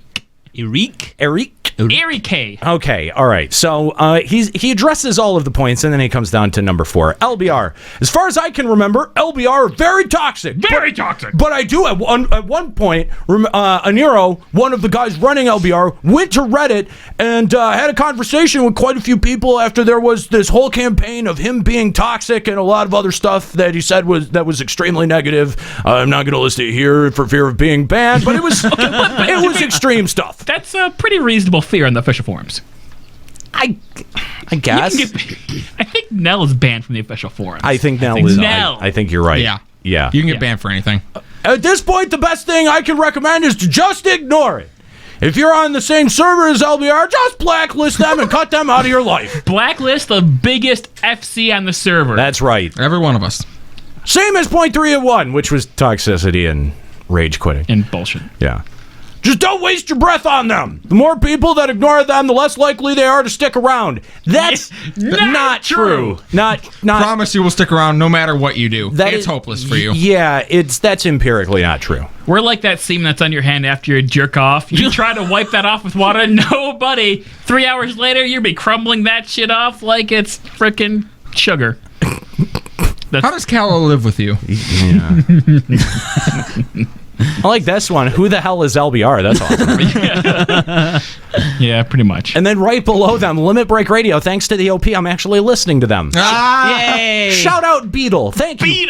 Welcome to the show, man. I'm all for that. That's awesome. I am as Greydor says. I am as well. I've never listened. That's awesome. Welcome, Greydor. Oh wow, and Beetle. I love like when we see stuff like that because it's like it's so the point. Like you can say bad shit about us, but we're always gonna get posts like that. Where it's like, oh, yeah, cool, I found them thanks to you guys, and I listen to them now. Exactly, yeah. That's why we don't care. Yeah. That's why we don't care. Not at all. I mean, we're giving him as much free promotion as anything. To be honest, he's probably getting more promotion than we are out of this deal. So. He's definitely getting the better end of this deal. Yeah. Well, not if he values his YouTube comments, but... Yeah, I think that depends on how personally you take this shit. Yeah. You know? Oh, my God. I'll be honest, this is again Eric. I'll be honest, Reddit does have moments of mature theological profound conversation. Reddit our FFXIV is having conversations about God? What? Maybe the 12. I've made maybe. Yeah. Oh, even primals. Primals are technically gods. Yeah. Anything involved in LBR is not one of them. I wouldn't be so quick to agree that LBR is right about much of what's said there, since from what I've heard, all but one person on that podcast does actually raid. He's got that backwards. Oh, God. He's got that backwards. And if you see the post beforehand, there's only one individual who does raid, and unfortunately, that person gets shot down. As she should. I don't agree with them for the most part because largely all their suggestions do not come from first-hand experiences. What suggestions are we providing on this show exactly? Yeah, I don't think we're very suggestive. Yeah. Oh yeah, when you're fighting against brute justice, direct suggestions. Four dragoons. That's the plan. That's what you do. That's right. That's my suggestion. That's right. Or having a piece of gear that's item level 300 that drops 1% of the time from the last tier of the raid. That helps too. On top of that, while Aniro has attempted to fix the situation he's put himself in, he's caused more issues than he's resolved, like saying certain individuals' mothers have AIDS. Yeah, we did that. No, we didn't. I said get Hulk AIDS. That is different from saying your mom has AIDS. It is. AIDS! Like, this is just, it's a big game of telephone at this point. It is. What is, apparently, now at the end of this whole thing, I took a syringe and injected somebody with AIDS. Is that it? Is that what happened? What? Oh my I can't figure out if this guy, like his first post, I felt like he was almost trying to defend you, but I feel like he recognizes that he should, but really doesn't want to. That's what this feels like. He's like Aniro went on the AMA, and like he like. The Reddit doesn't handle him maturely when that's where they're not mature is when he's around or involved in the conversation. So he's like recognizing that, but he doesn't want to. Yeah, he really doesn't want to. And then he posts an edit. Yeah, I checked his Lodestone profile. Not a single Maiden piece, and he's only down coil once, likely just for achievements. AIDS. I think he's talking about the other guy because you've down coil more than once. More than once. Yeah. A few times. Caldor, I do listen to LBR sometimes. They make good points, but 85% of the podcast is boring. Is that 85% of podcasts? That's good because it's less than 90%. I was shooting for 80%, but 85% is actually really, really close to what I'm looking for. So that's good. Now, look who's being a mark. The next person down. Skuro. What the fuck? Don't feed the trolls, Skuro. Skuro, you dumbass. Oh my god. Okay, so all right. Can I put this out here? Under no circumstances does Skuro ever speak in affiliation with LBR. No. Well, he did. No, he doesn't. No. He can say he does, but he doesn't. He doesn't. We're just going to make that very clear on the air right now because he's going to try. That's the thing. We've learned that we can't prevent him from trying. He's always going to try. Yeah. But we're going to be very clear that when Skuro says anything, he is not acting on the behalf of Limit Break Radio. Can we just take this whole 20 seconds of saying Skuro's not part of LBR and just put it as our YouTube covered video, so when anyone clicks on Limit Break Radio YouTube, that's the first thing that pops up. It kind of fades in this episode is dedicated to something like that, and then it just fades right back out. It's sort of funny because he does a lot of the work for YouTube, and I feel like it would be a constant glaring reminder of how much he does for us and how little we actually appreciate it. Yeah. This next one is my favorite thing I've ever read on the internet. Yeah, I just read about half of it, and it made my head lock up. Maybe you're gonna have a stroke next. This is the best. It very well. Can I read this? I guess so. Sure. Okay. Do you have a funny voice to read it in? Yeah. You want Obama or a Nazi? Can you do Obama as a Nazi? Let's just go full politically incorrect. No. Are you even trying? I've never had any state of reference for a black Nazi before. Well, I mean, you could just do the German voice in the cadence of Obama. Okay. I'm just trying to make it, champ. Do whatever you want. All right, we're gonna do Obama. My fellow official forum goers, LBR is pretty much a pile of shit. The main host, Calera, especially, she constantly acts like she knows what she's talking about, yet seems to only play Black Mage, and plays that poorly as well. Her only contribution is childish humor and struggling for attention. Jeff is the best one on the podcast. Oh, thank you. Although he can sometimes get elitist. Dark is okay as well, mainly because she isn't fighting for the spotlight by saying anything she possibly can to get attention. The other two guys on the podcast are complete tools who rarely, if ever, have anything intelligent to say. That's right. Yes. I don't even remember their names because if they are on the podcast, I just turn it off and delete the episode. Jeff should just write blogs. Mm-hmm. Dark should host the podcast, and Calera should go back to playing Warcraft where halfwits like her belong. Thank you, and may God bless the official forums. Man, LBR got big. Wow. Yeah. Who the hell are they? Well, I corrected him down. I mean, clearly, I'm Calera. Yeah. I see Kooky and Poppy to the rescue here. Yeah. Is that supposed to be cholera? Cholera. It is Calera. I'll be Calinero. How about that? Okay. Jeff to position over there. Yeah. The best one on the podcast. Is the best one on the podcast. But sometimes elitist. That happens sometimes a lot. I get elitist. Yeah. When it comes to glamour? Yeah. Or Verminion? Anyone who fucking does a glamour that's all the same outfit, bro, come on. And Darkalia. Darkalia, yeah. Yeah, okay. Who is okay. The worst on the... Oh, I'm okay now. Oh, you're okay. But when you're not fighting for the spotlight. Right. Yeah, right. So clearly Kahlo and Nika are not memorable. Are the two complete tools who really have anything intelligible to say. Yeah. Okay. We figured it out. Okay. They weren't mistaken. They had the names wrong. It's not this poster that was wrong. It's the podcasts that were wrong. Right, exactly. So we needed to fix that. So that's our new names. That's how you'll refer to us from now on. I'm just that other guy. Oh, what a... I can't tell if this is a troll or if this is someone who is actually dumber than the OP. No, I want to say it's a troll. As we scroll down, which show was it that they were mistaking us for? Sequence Break. Sequence Break, yeah. Oh. Are those the actual names of the people on Sequence Break? Yes. They are, yeah. I haven't ever listened to Sequence Break. I don't mind them, to be honest. I mean, I just don't, like, was that a mistake that they made? Or I mean, I assume they were talking about Sequence Break because they know the host names for it. It is literally the... I think they just mixed up which, like when they said LBR's talks, that they're like, oh yeah, that one podcast they hate, they must be LBR. Maybe they... Does nobody read anymore? No. Maybe they listened to Sequence Break, but when someone's just talking about how much they hate the show, and they're like, yeah, I hate that show, it must be LBR. Yeah. They don't actually listen to the title of Sequence Break. Maybe. I mean, Limit Break and Sequence Break sounds similar enough that if someone doesn't know, I guess you could mix them up. I mean, we do share two words. Yeah. And that word does start with B. Yeah. I think we need to get in touch with Sequence Break and have them change their name. Yeah, I mean, it's slandering our reputation. Yeah, it's starting to negatively affect our copyright. That's right, yes. I sure a cease and desist. Oh my God. Can we make up a cease and desist and just send it to them and see what they do? Oh yeah, what Zara said, the fact that they say I delete the episode means that they actually download this podcast weekly and then delete it if they don't like the episode. Oh. And they don't know the name of it. God, I just hope that there are people like that with this show.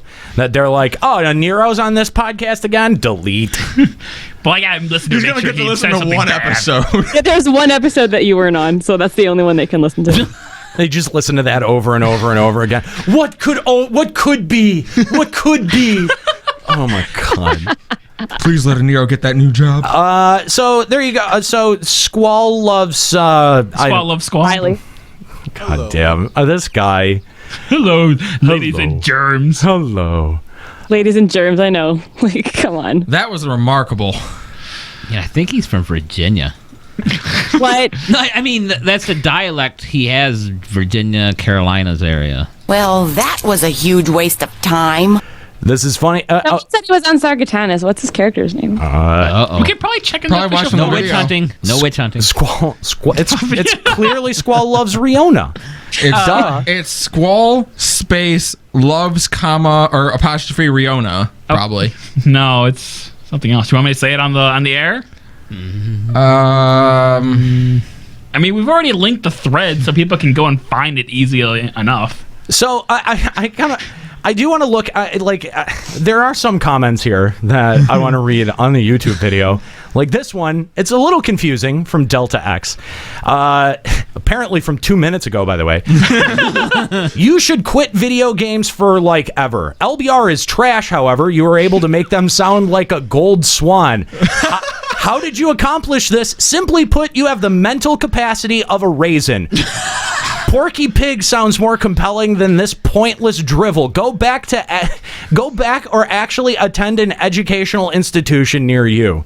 Oh my God. Ooh. So he hates LBR and but hates this guy more. Even more. This is my favorite type of listener because this is the type of person who will listen every single week, never enjoy themselves, but always listen. And I love that because I mean, like we get your views no matter what. Mm-hmm. Thank you for that. The same for us. Yeah, you're another number in our series of metrics, so that's cool.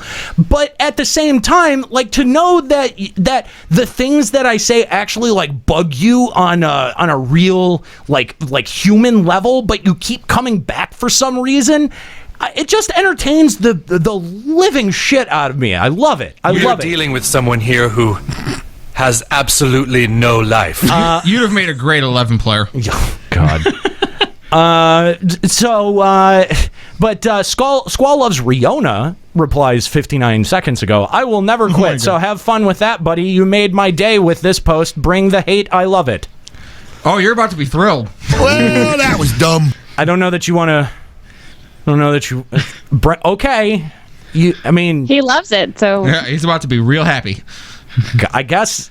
I mean, He's sort of asking for it at this point. I feel so. I just feel so bad for his grammar skills, like as a teacher.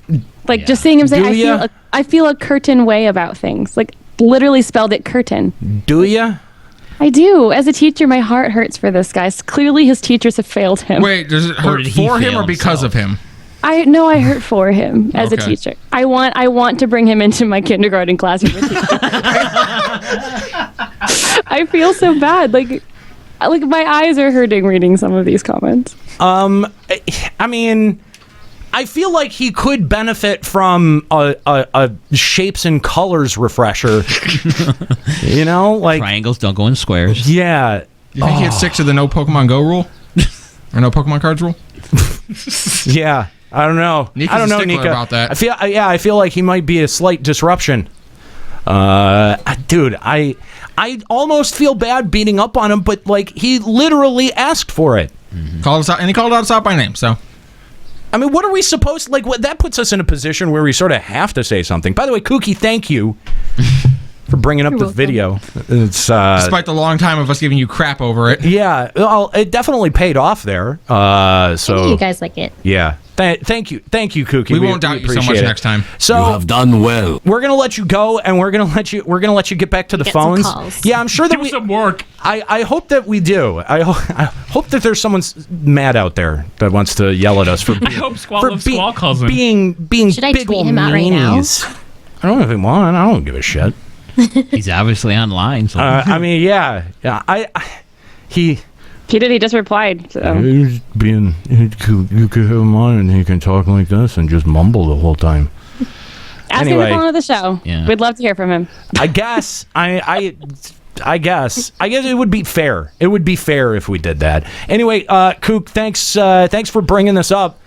We got some mileage out of it, that's for sure. So thanks, Kook. And if you want to call Limit Break Radio and have Kooky Persona answer your call, Limit Break Radio on Skype, 810-515-8715, limitbreakradio.com/Discord if you want to call in on Discord. That was a most fascinating video, I have to say. That's one of the more interesting videos that we've ever had.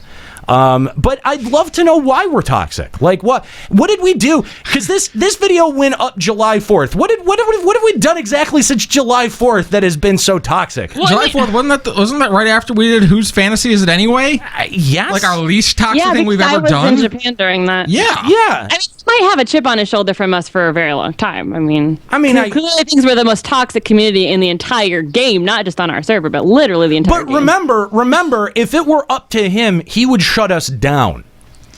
Are we the Toxic Crusaders? Toxic Avenger. Captain Planet? I like the Toxic Avengers better. Toxic Avenger, yeah. Toxic Avengers better. Be, what's his face? Yeah, right. He was on the Angry Video Game Nerd that one time. Those things, yes. Oh my God. I love videos like this. I love that people actually really feel like they need to respond to our show like that. And yeah, clearly this has been something that he's felt for a long time if he waited until July.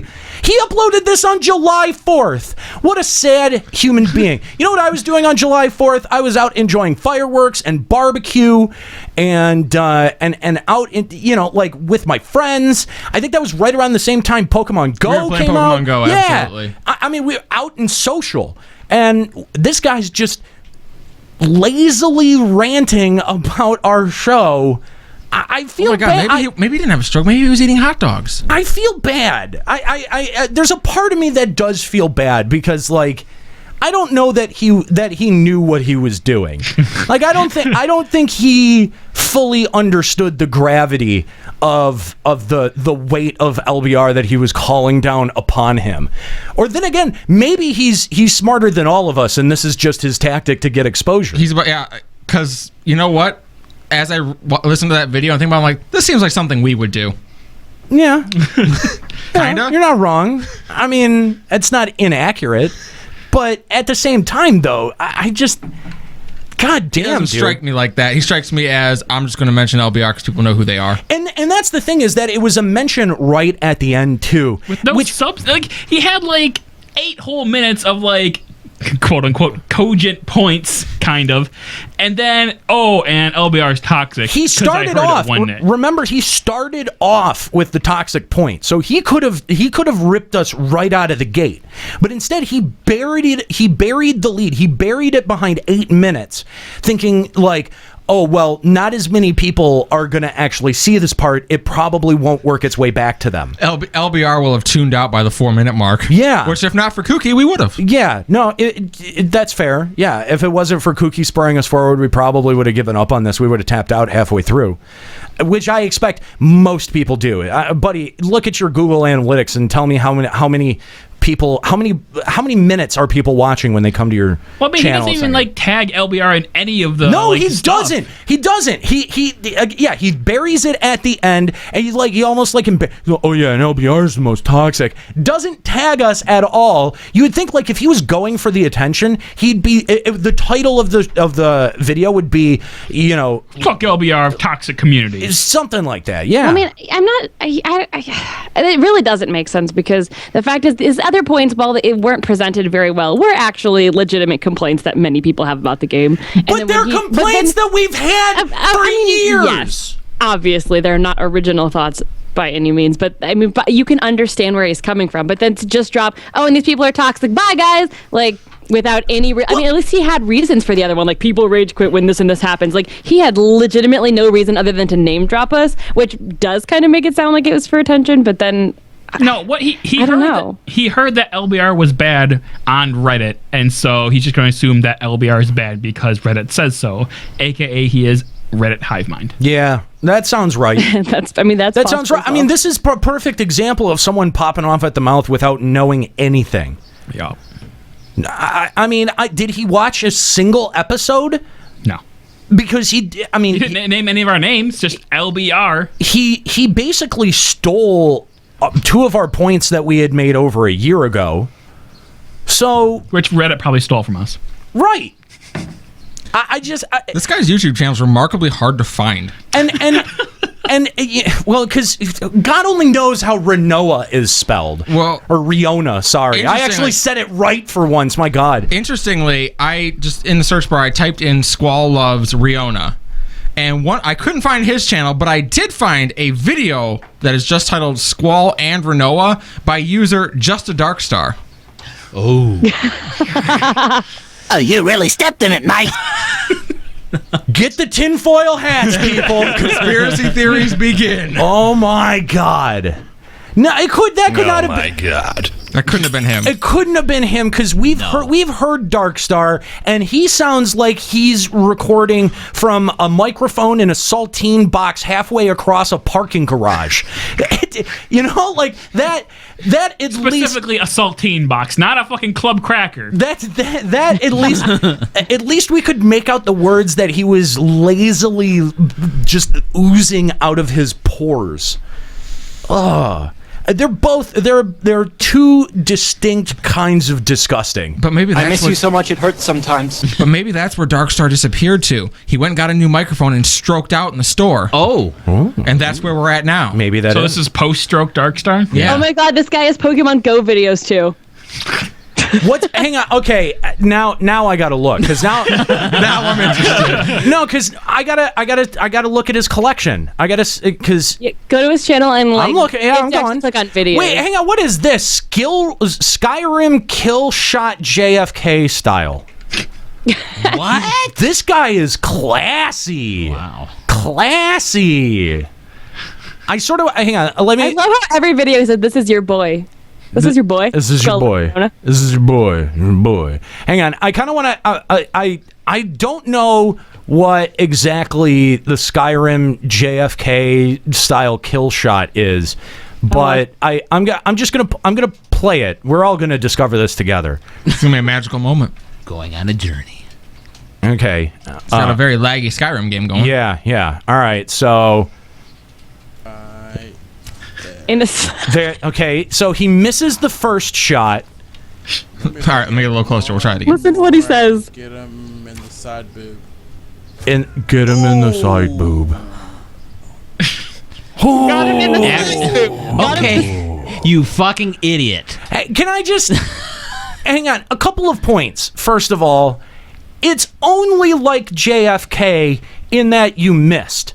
Like, in fact, just to correct a little bit of history, Lee Harvey Oswald missed twice, okay? And then he shot 3 people, technically 3 people? 3 people. With 1 bullet. That's what, if you shot 3 people with that arrow, that would make it JFK style. You missed once, and then you got a headshot. That's not JFK style. Second point is, JFK was in a car. Exactly what I was just going to say. He was a moving fucking target, you dillweed. Like, that... Was he shot in the side boob? That's the most important.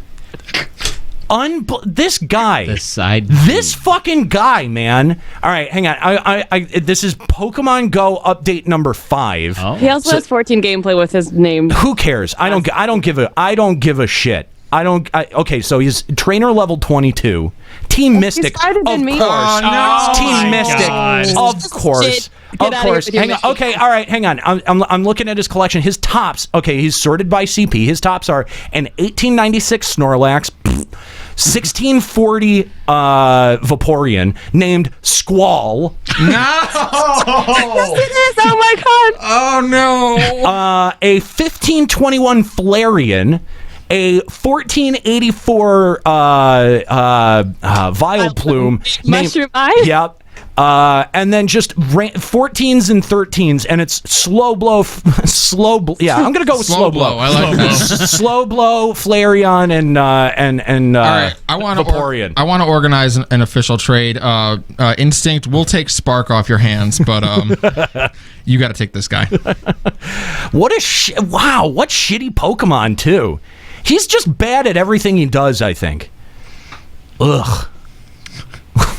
But where's Fiona? Yeah, that's a good question. Had to trade up. Squall's in there, yeah. What happened to... There's a Flareon right next to it named Riona. Is there one next to it named Riona? No, there isn't. There's a Flareon, but it's not named Riona. I'm disappointed. Disappointed in everything about this guy. Oh my god. I sort of feel bad beating up with someone who has 14 subscribers. Yeah. But it's at the same... This didn't come from nowhere. This didn't come from nowhere. Let me tell you, the one line that actually legitimately bothered me out of that whole thing is when he goes, "Trust me, I speak for a lot of people." No, you don't. Anyone who says, "I speak for a lot of people," never, ever trust that person. Never. They don't have your best interest. They don't, and if you honestly think that they do speak for you, I mean, listen to the things that they're saying, first of all, because they probably don't speak for you. And the second thing is that always sends up my red flag. At any point at this show, I mean, we are incredibly outspoken. We are incredibly obnoxious as a show. I know that as a person, I can be an asshole. But has at any point during this show, have I ever claimed to speak for anybody but myself? Well, as a representative of the podcasting community, I can definitely ascertain that. Yes. I don't know. He speaks for 13 other people, tops, based on his subscriber count. But I guarantee you that of his subscribers, one of them is himself, and the other one is the Gmail account he used to have before he made one for making this YouTube account. His war turtle's named Water Bowser. I'm done with this guy. That's actually funny to me. I like it. I actually like that one. Hey, Aniro, we got fan art from Melky. Melkyria. Mushroom eyes. What is this? Fan art from Melkyria. Fan art from Melky. Terrible. No, it's great. Yeah, no, that is pretty good. What? I love it. His Nidorina is named Barely Legal.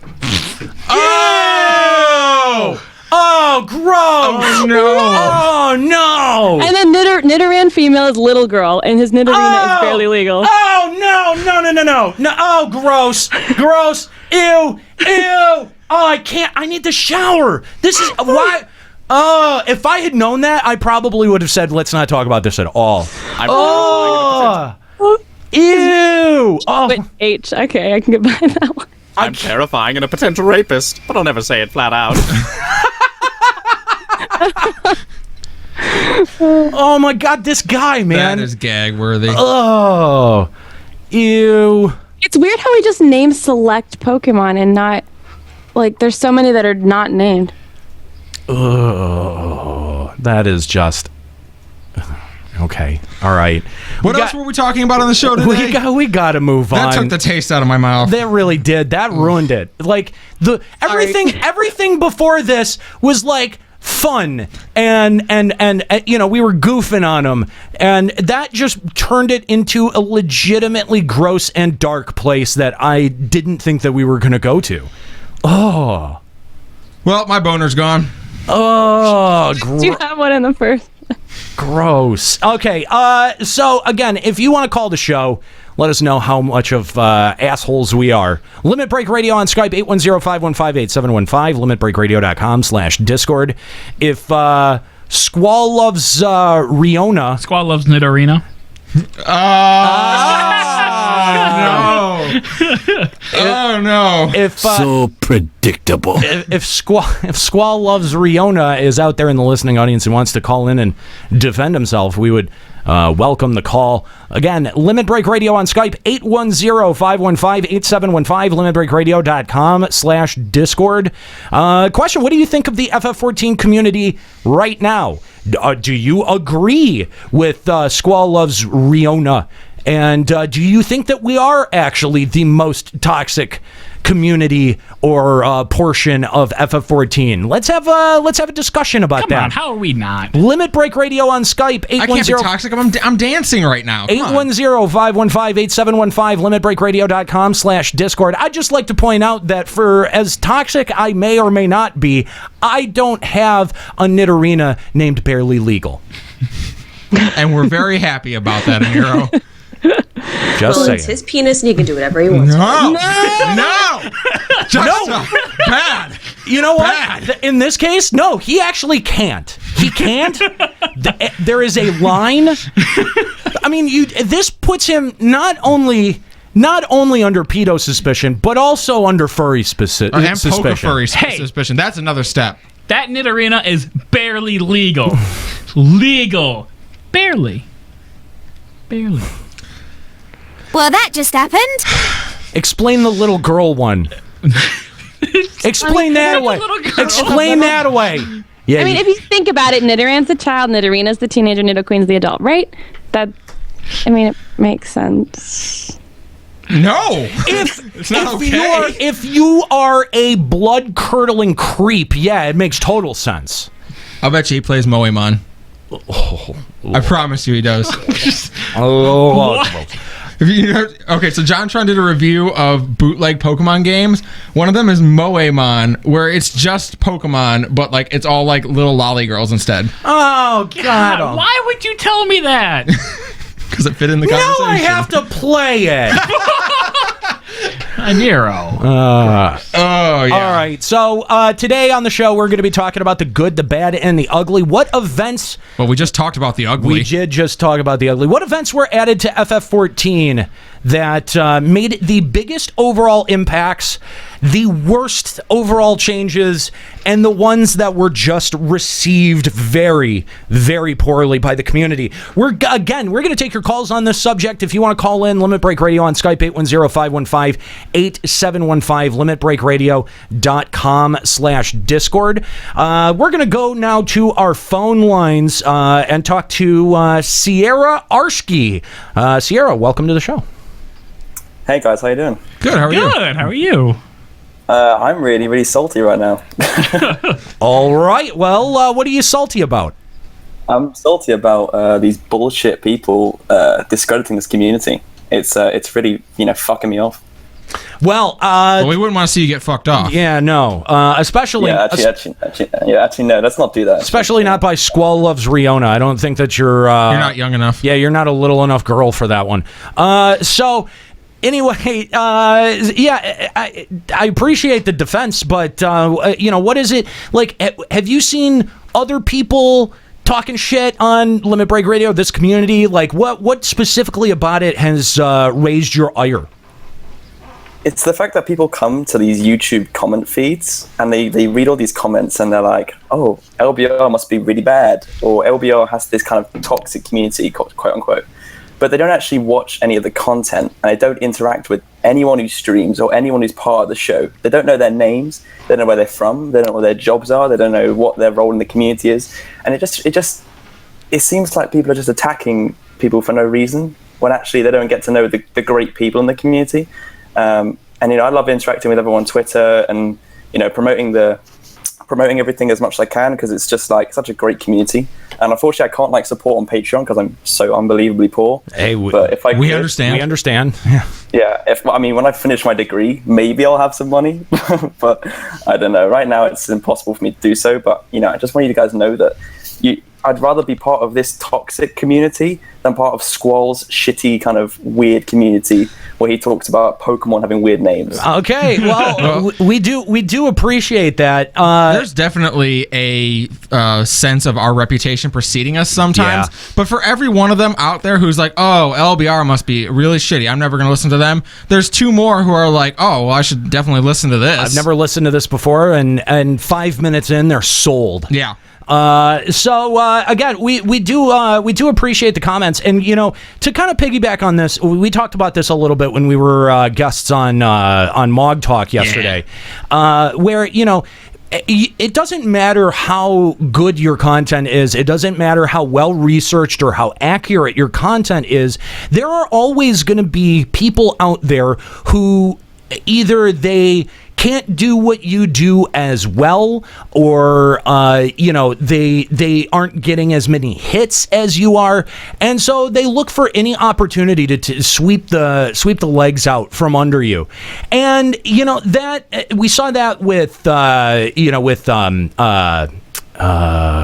Mithri. We saw that with, we see that all the time with Mr. Happy. I mean, Mr. Happy has content that is researched down to, phase changes and the proper DPS that needs to be outputted. And yet, just because he's a visible member of this community, people consistently shit on him. And he's one of the nicest guys you'll ever meet in the real world. Yes. Both him and Sly are incredibly nice people.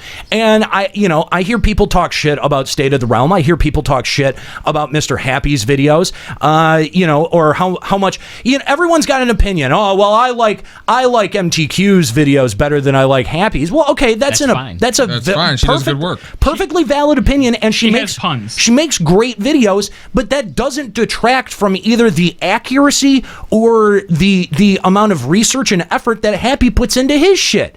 And you know what? The two can coexist. Exactly. And there can only be one. If there are people out there who are putting that much effort into their content in the first place, then we could be easily putting as much effort into ours, or making videos or whatever, making content that is similar to theirs. Hold on. When I signed up for LBR, I was specifically told there would not be any effort required. Just show up. Just show up and say things into a microphone. Yeah. No, but I mean, we could easily do the same thing, but if that is the reaction that people get, why? Well, if you're just going to get the same amount of criticism, whether you come out and try to satiate, people's better, better sensibilities or their safer sensibilities, or, trying not to offend people or, step on any toes. There are tons of shows that do that and receive no shortage of criticism, as we read about Sequence Break Radio by accident.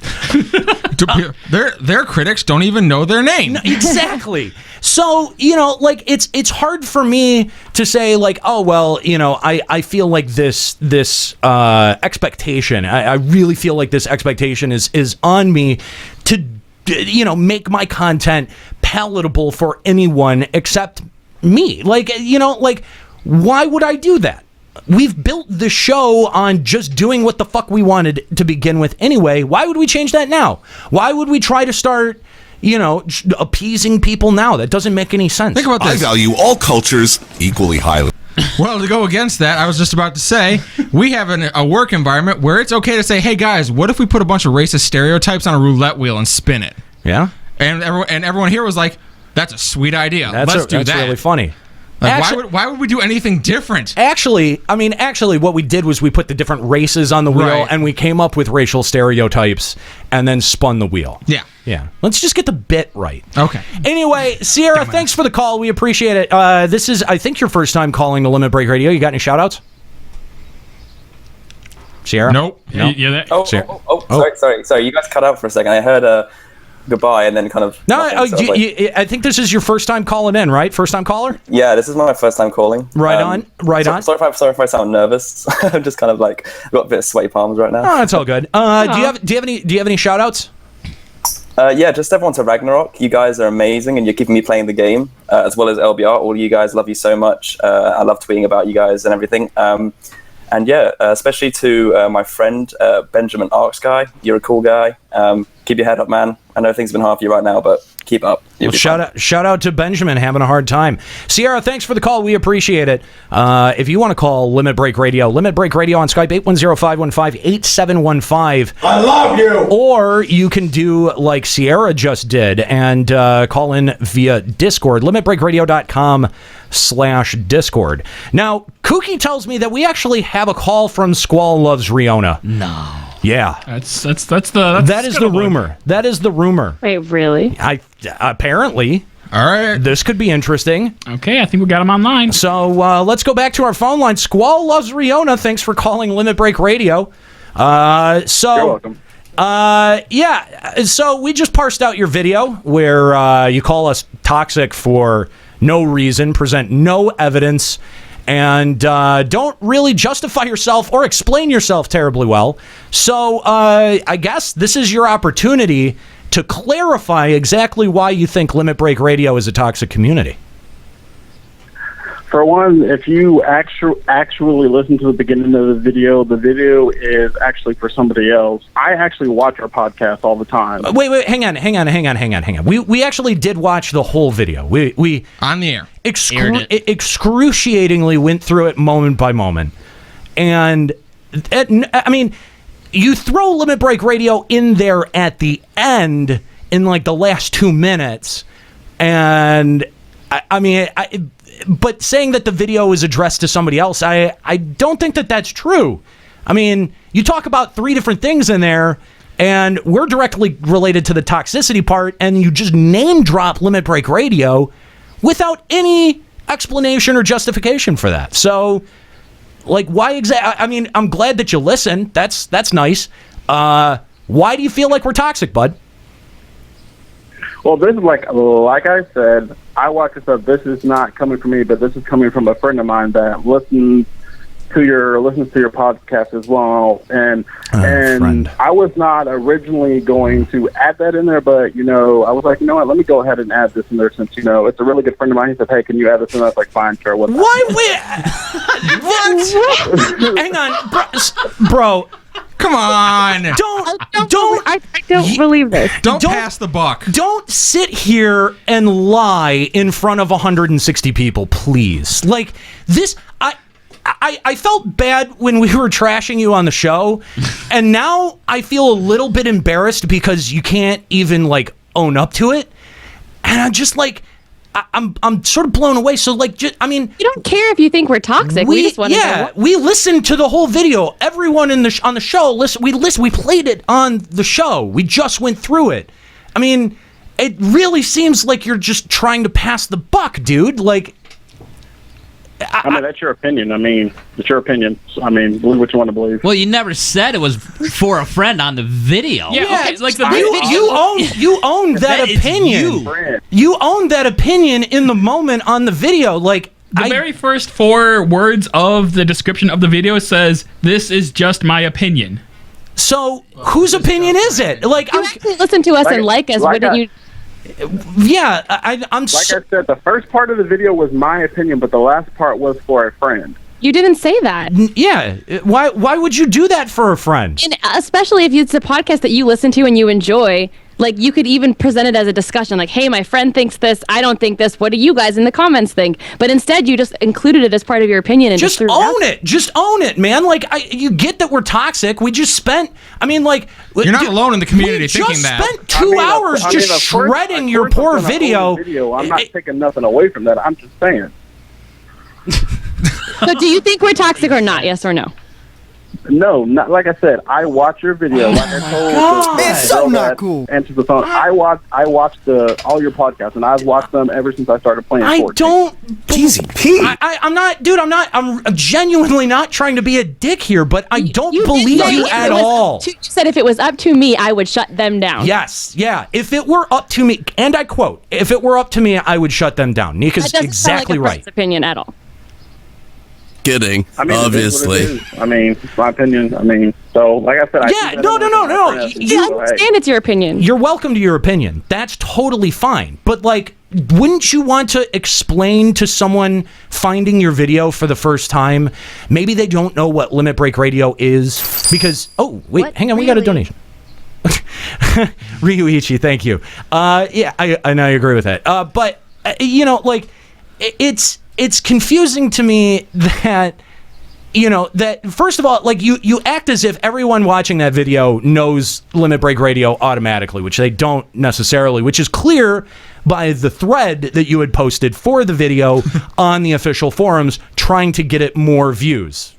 529, congratulations. But the bizarre part to me, like, you don't explain you just trash us. You say that you would shut us down and that we're the most toxic part of this community. I don't know if maybe your opinion has changed in the month since you posted that video. But I mean, to come on and then claim like, nah, dude, that was my friend. Like, none of that is made clear. If that's true, none of that is made clear in the video. And it doesn't even sound remotely true. Like, this isn't even a good defense on your part. Like, you're making yourself sound way worse right now. And I feel bad for you now. Actually, don't feel bad for me. I don't need you to feel bad for me. Well, I do. I mean, you're really... I mean, you said something that I think you would like to take back, and like you have a bit of the opportunity here, or at least you have the opportunity to explain yourself, and you're choosing not to. You're making the choice to say, well, I'd rather blame it on this mystery friend that doesn't exist than say, these are actually my opinions, and own it in every way that you did, given the context of that video, given the context of the post. Yeah, you wouldn't be the first person to hate us. We won't hate you. We won't judge you. We don't care. We just want to know why. That's it. So why are we toxic? Why is Limit Break Radio toxic? Squall? Like I said, I don't have a problem with LBR. I watch all of your stuff. Clearly you do. I mean, I feel like anyone who didn't watch us wouldn't even bother to make a point. Provoke the ad. You know, like, I just... Like I said, in the video, the first half of the video, that's my opinion, you know. That's stuff that happens all the time. But like I said, the last part of that... Like you said, where did you make that clear? You didn't make that clear anywhere. In the video, in the description... So it's a video of an opinion of a split personality about his other personality opinion of Could be. an opinion. Good. Yes, Ryoko, that sounds very close to what is happening. It's a weird opinion of a split personality about his other personality. I don't understand this, and I mean, were you baked or were you reading this at the time? I'm just curious because you sound very cogent and very quick to respond and everything right now. You sound a lot faster in your responses right now than when you were on the video. Were you tired? No, I definitely was not tired. I'm always a quick response. Didn't sound like it. But just in the way you're talking now, you sound a little bit more energetic than in your video. Yeah. You don't sound ronned out of your mind.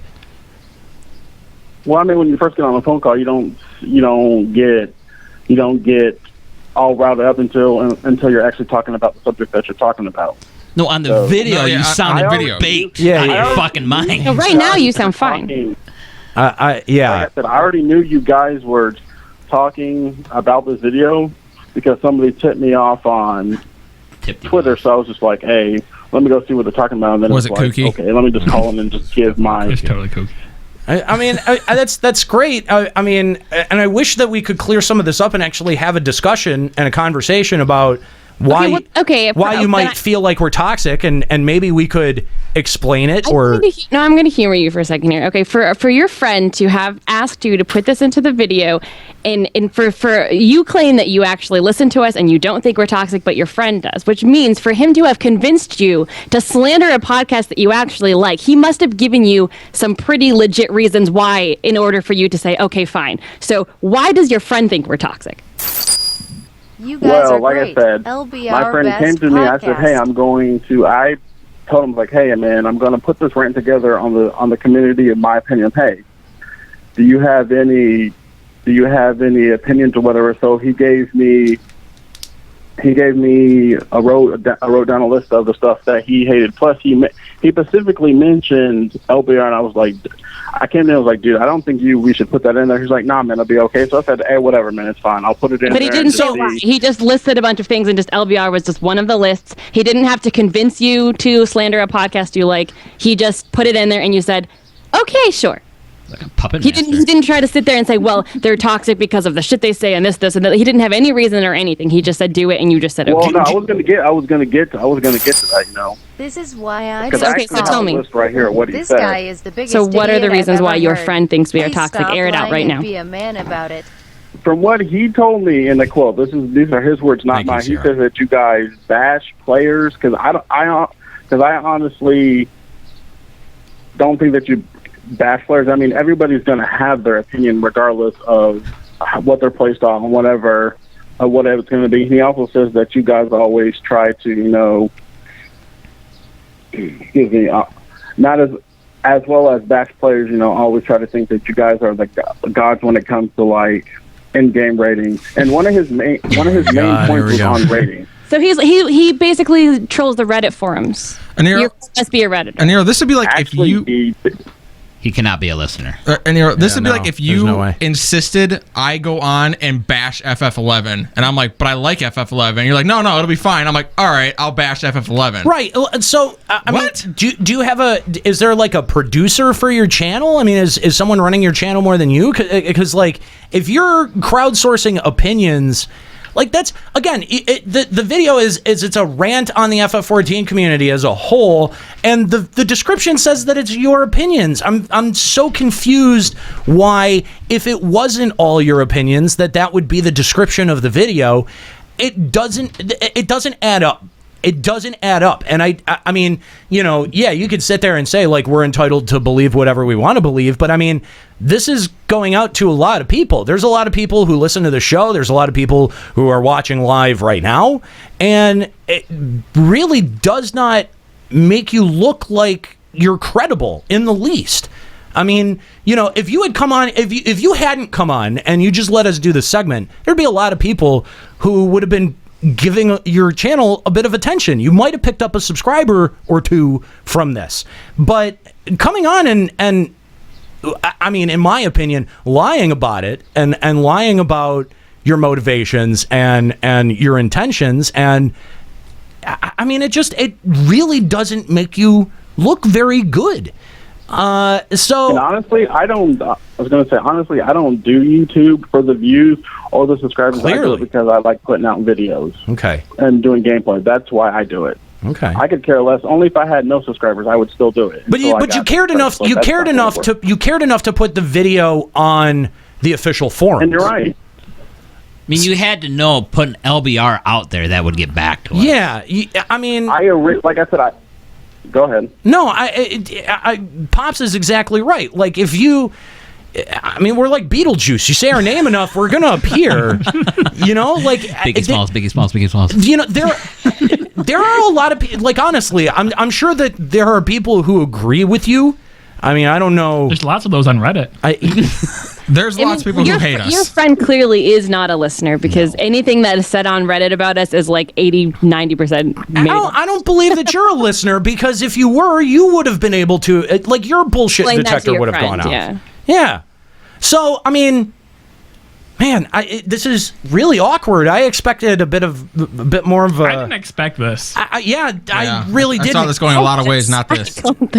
I feel like there's a productive conversation to be had, but in order to do that, we all have to be honest with one another. And if we're not being honest, then I don't know what the takeaway from this is supposed to be, because here's a video that calls us toxic, that doesn't explain why we're toxic, and then when we talk to the video creator, they go, oh, well, we didn't really mean it. Okay, so what was the point of it? Like, why even bring us up at all? No? Like I said, first of all, my friend asked me to put. Originally, I was Still not sticking going with the friend. It was just going to be sticking with the friend. Okay. In the video when I started talking about the community and whatnot. I wasn't going to put that in there, but he said, "Hey, put that in there." I don't believe that. If it was me, okay, on my own.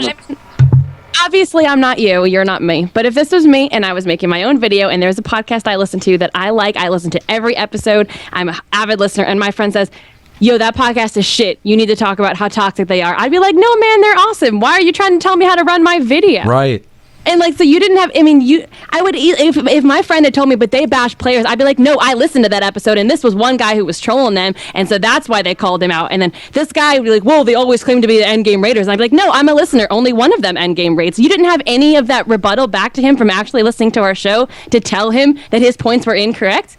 I mean, that's the thing, is that you're getting so much factually incorrect between the video and this conversation that it's totally, it's impossible to take you seriously.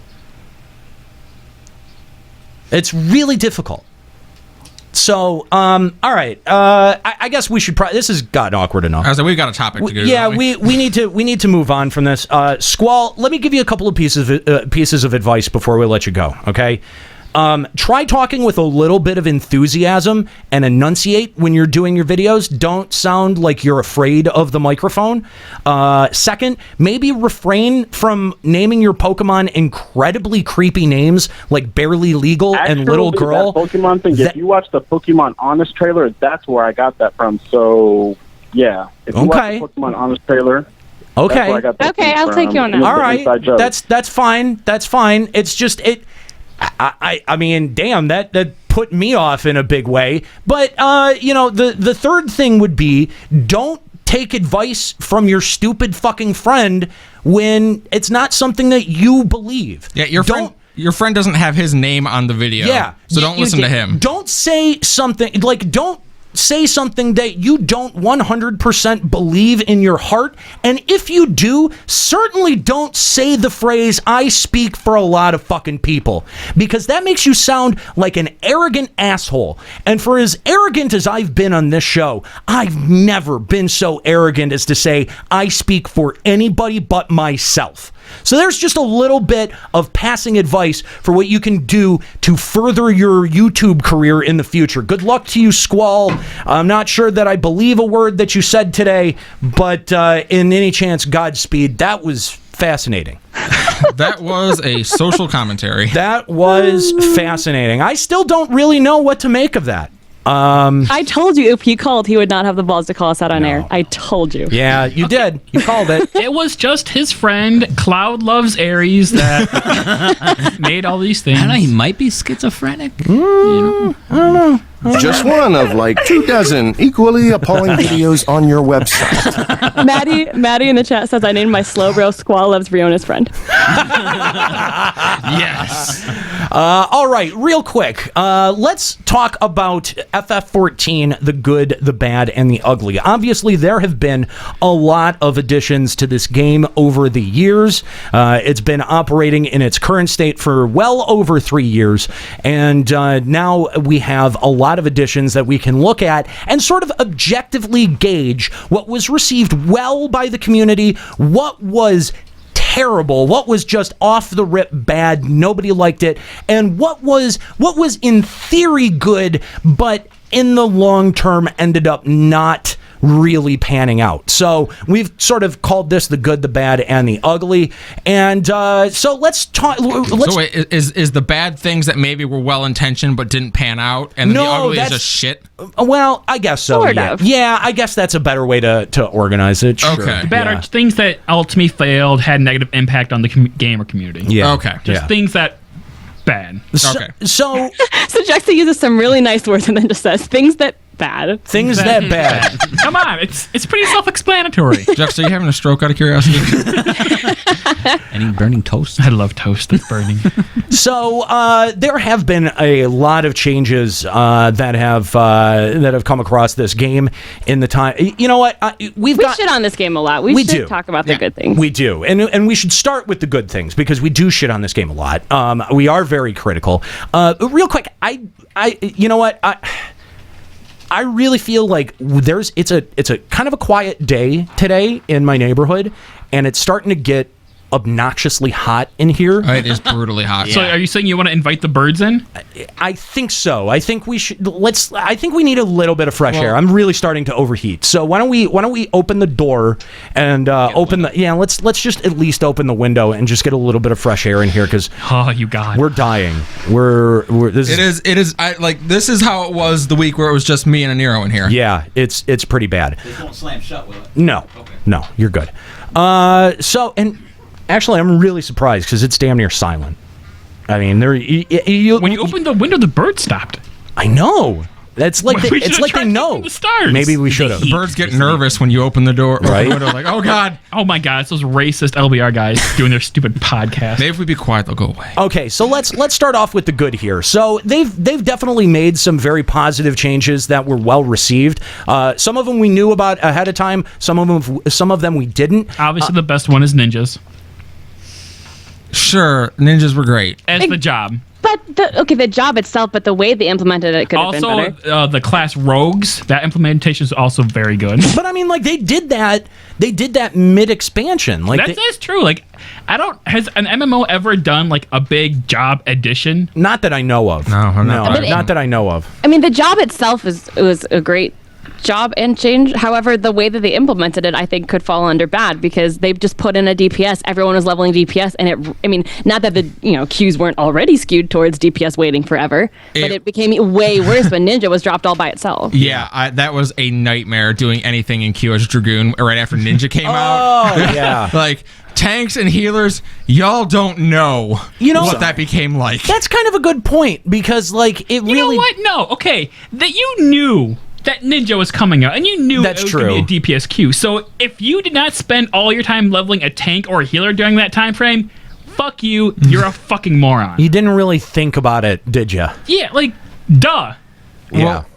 Duh. Yeah, but it doesn't mean that was the smartest way they could have implemented it. No. I'm gonna stop you on that one because if someone had tried to bring up the reasoning like, hey, you knew this was coming, you should level a tank so that you can make those things doable, Aniro would have lost his mind over that. Hang on. Would it have been better for them to add Ninja in with the 3.0 expansion, or when they did? Because I think if they had added Ninja at a point where they were also adding Machinist and Dark Knight and Astrologian, that may not have panned out as well for one of those new DPSs. We would see a marked decrease in one of the two, if not both of them. Just like less willingness to actually play that job or people to play that job. I mean, it makes sense narratively because that's when they introduced Yugiri, but I feel like they also then let Yugiri drop off and has become less of a character. That's so true. I feel like if they were going to implement ninjas as a major part of the story, it makes a lot of sense, but that fell off. So yeah, no, I mean, well, and that kind of begs the question then is was it Yugiri, like, which came first? Was it the idea of Ninja, or was Yugiri added as a character? Like, was she added only to further the idea of Ninja, or what? Well, I think I don't know, because she taught and Anchor, Ra right? too.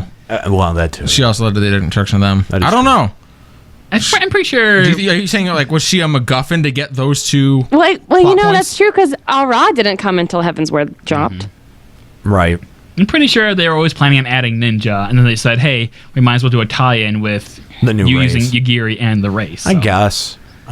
I mean, the only reason that they were able to add Ninja mid expansion cycle is because they had so much work done from 1.0 into 2.0.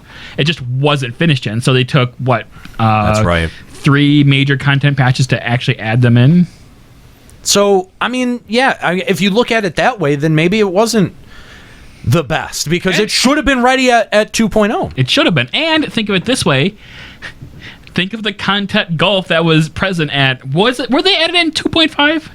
I think that's when they were added. Ninja? I thought it was 2.4. No, it was 2.4? It was earlier. Yeah. But think about the content gulf that was in 2.4 all the way to 2.5. Yeah, you're not wrong. Definitely not wrong. I mean, it could have been. I mean, when you look at it, I think when you look at it farther out like we are, that maybe its implementation wasn't the best, but in the end, its addition was good. Oh yeah. No one's sitting around going, well, why did they add that job? It's stupid. Yeah, Ninjas. That's gay. Exactly. Yeah. Nobody's saying that. So Yay Ninja. I don't know. I think the addition of it was good. The way that it was added, maybe not so much. I don't know. I think it made MMO history in its implementation. So, I mean, it was nice to have it as like maybe like a precedence or whatever. I mean, so that more MMOs in the future will just drop a random job that skews the entire balance of the game. Okay. How did it skew the entire balance of the game? No, it skewed the balance of the Duty Finder. That's true. I thought it was funny going through low-level fates as a rogue, and a monster would spawn in a fate, and then there'd just instantly be like 20 mutilates on the target. Yeah. Nothing but ninjas. It was hilarious. I loved it. So, Nika, let's talk about the VIT changes that happened for tanks. Yeah. Because this was a huge change for us, and really, like the usability of certain classes went up. Nika, do you feel like the VIT changes were among some of the biggest for FF14? Absolutely. I mean, granted, obviously Paladin's always going to do the lowest DPS out of the 3 tanks, but in general, it's not something you're going to look at now as like, you're horrible shit, get out of here. Like, it became a real decision in rating of whether or not you wanted to spec for VIT for survival and progression, or if you wanted to spec for DPS for that extra little push, because it's a lot harder to learn if you're spec'd for strength. And so now they've changed it so that you don't have to worry about it, because you're going to do the same amount of DPS regardless, and then you can just add strength materia on your accessories and make it even better. So, but again though, like Dark saw a huge I see a huge cut. increase too. Yeah. I see an increase. Really? Paladin got an increase for sure. Oh well, Paladin did, but Paladin barely did any damage. I think what it did is it helped balance out the tanks. Dark Knight and Warrior will still do more than Paladin, but now Paladin is not so useless that nobody wants it, right? And that now Warriors are not doing so much damage that you can take them in place of a DPS. Yeah, but I think it balanced tanks a lot better. And I don't think I disagree, but I think that there are some people out there who would say that it nerfed Warrior damage quite considerably. And it also, But didn't it kind of need to nerf Warrior damage? Yes, Warrior that's what I was getting. Fantastic. It's still the strongest out of the 3 tanks. That's true, but I mean, there was. It's more like a tank that does damage rather than a damage dealer that can tank. Yes. Yeah. And I think that's what it needed to be. Unfortunately, as much as I love Warrior and everyone who played Warrior was complaining about this, I think that for the balance of the game, it needed to be done, and it was a great change. Oh, hang on. I don't actually remember all that many Warriors complaining about the VIT change. I think most people objectively looked at that and was like, yeah, probably. Even Warriors looked at like Ravana EX runs being 6 Warriors, 2 healers, and were like, maybe this is stupid. Yeah, I feel like, anything that they change, this was not like the Ranger nerf in FF11 No. where it got a significant amount of people to actually exit the game because of it. Yep. And you'll still run into people that were like, yeah, I played FF11 until that Ranger nerf. And you were like, you played it until 2004? What? You played for like a year. Yeah, tops. exactly. So, like there is some validity to the idea that it was a bit of a nerf, but I do think that it was well received by the community, and so you can squarely place that in the good category. And as a Dark Knight, I was a little bit bummed out to see my numbers decrease, but at the same time, you're right, it was a very necessary change, and we had sat around saying for months that Paladins were useless and that they needed to have their usability knocked up, and of course, Square Enix followed through on that one. Do you think that instead of doing the VIT change, if they would have changed Sword Oath, would have been better? I think the VIT change was really solid just for all 3. Because the VIT change helps all 3 DPS become a bit more balanced. And they did change Sword Oath and Shield Oath that they don't interrupt combos anymore. So even though they're still on global cooldown, and Sword Oath is still a really weird description and depiction of adding extra damage to auto attack. Right. But regardless of that, like just the changeability of making it not interrupt combos, as well as the VIT changes, I think made Paladin much more useful in general. Because I can proc up a Rage of Halone, swap to between Sword Oath and Shield Oath, and then instantly get off a big hit without having to worry about redoing my combo. So. Right. Yeah, so I would in general put that into the good category. How about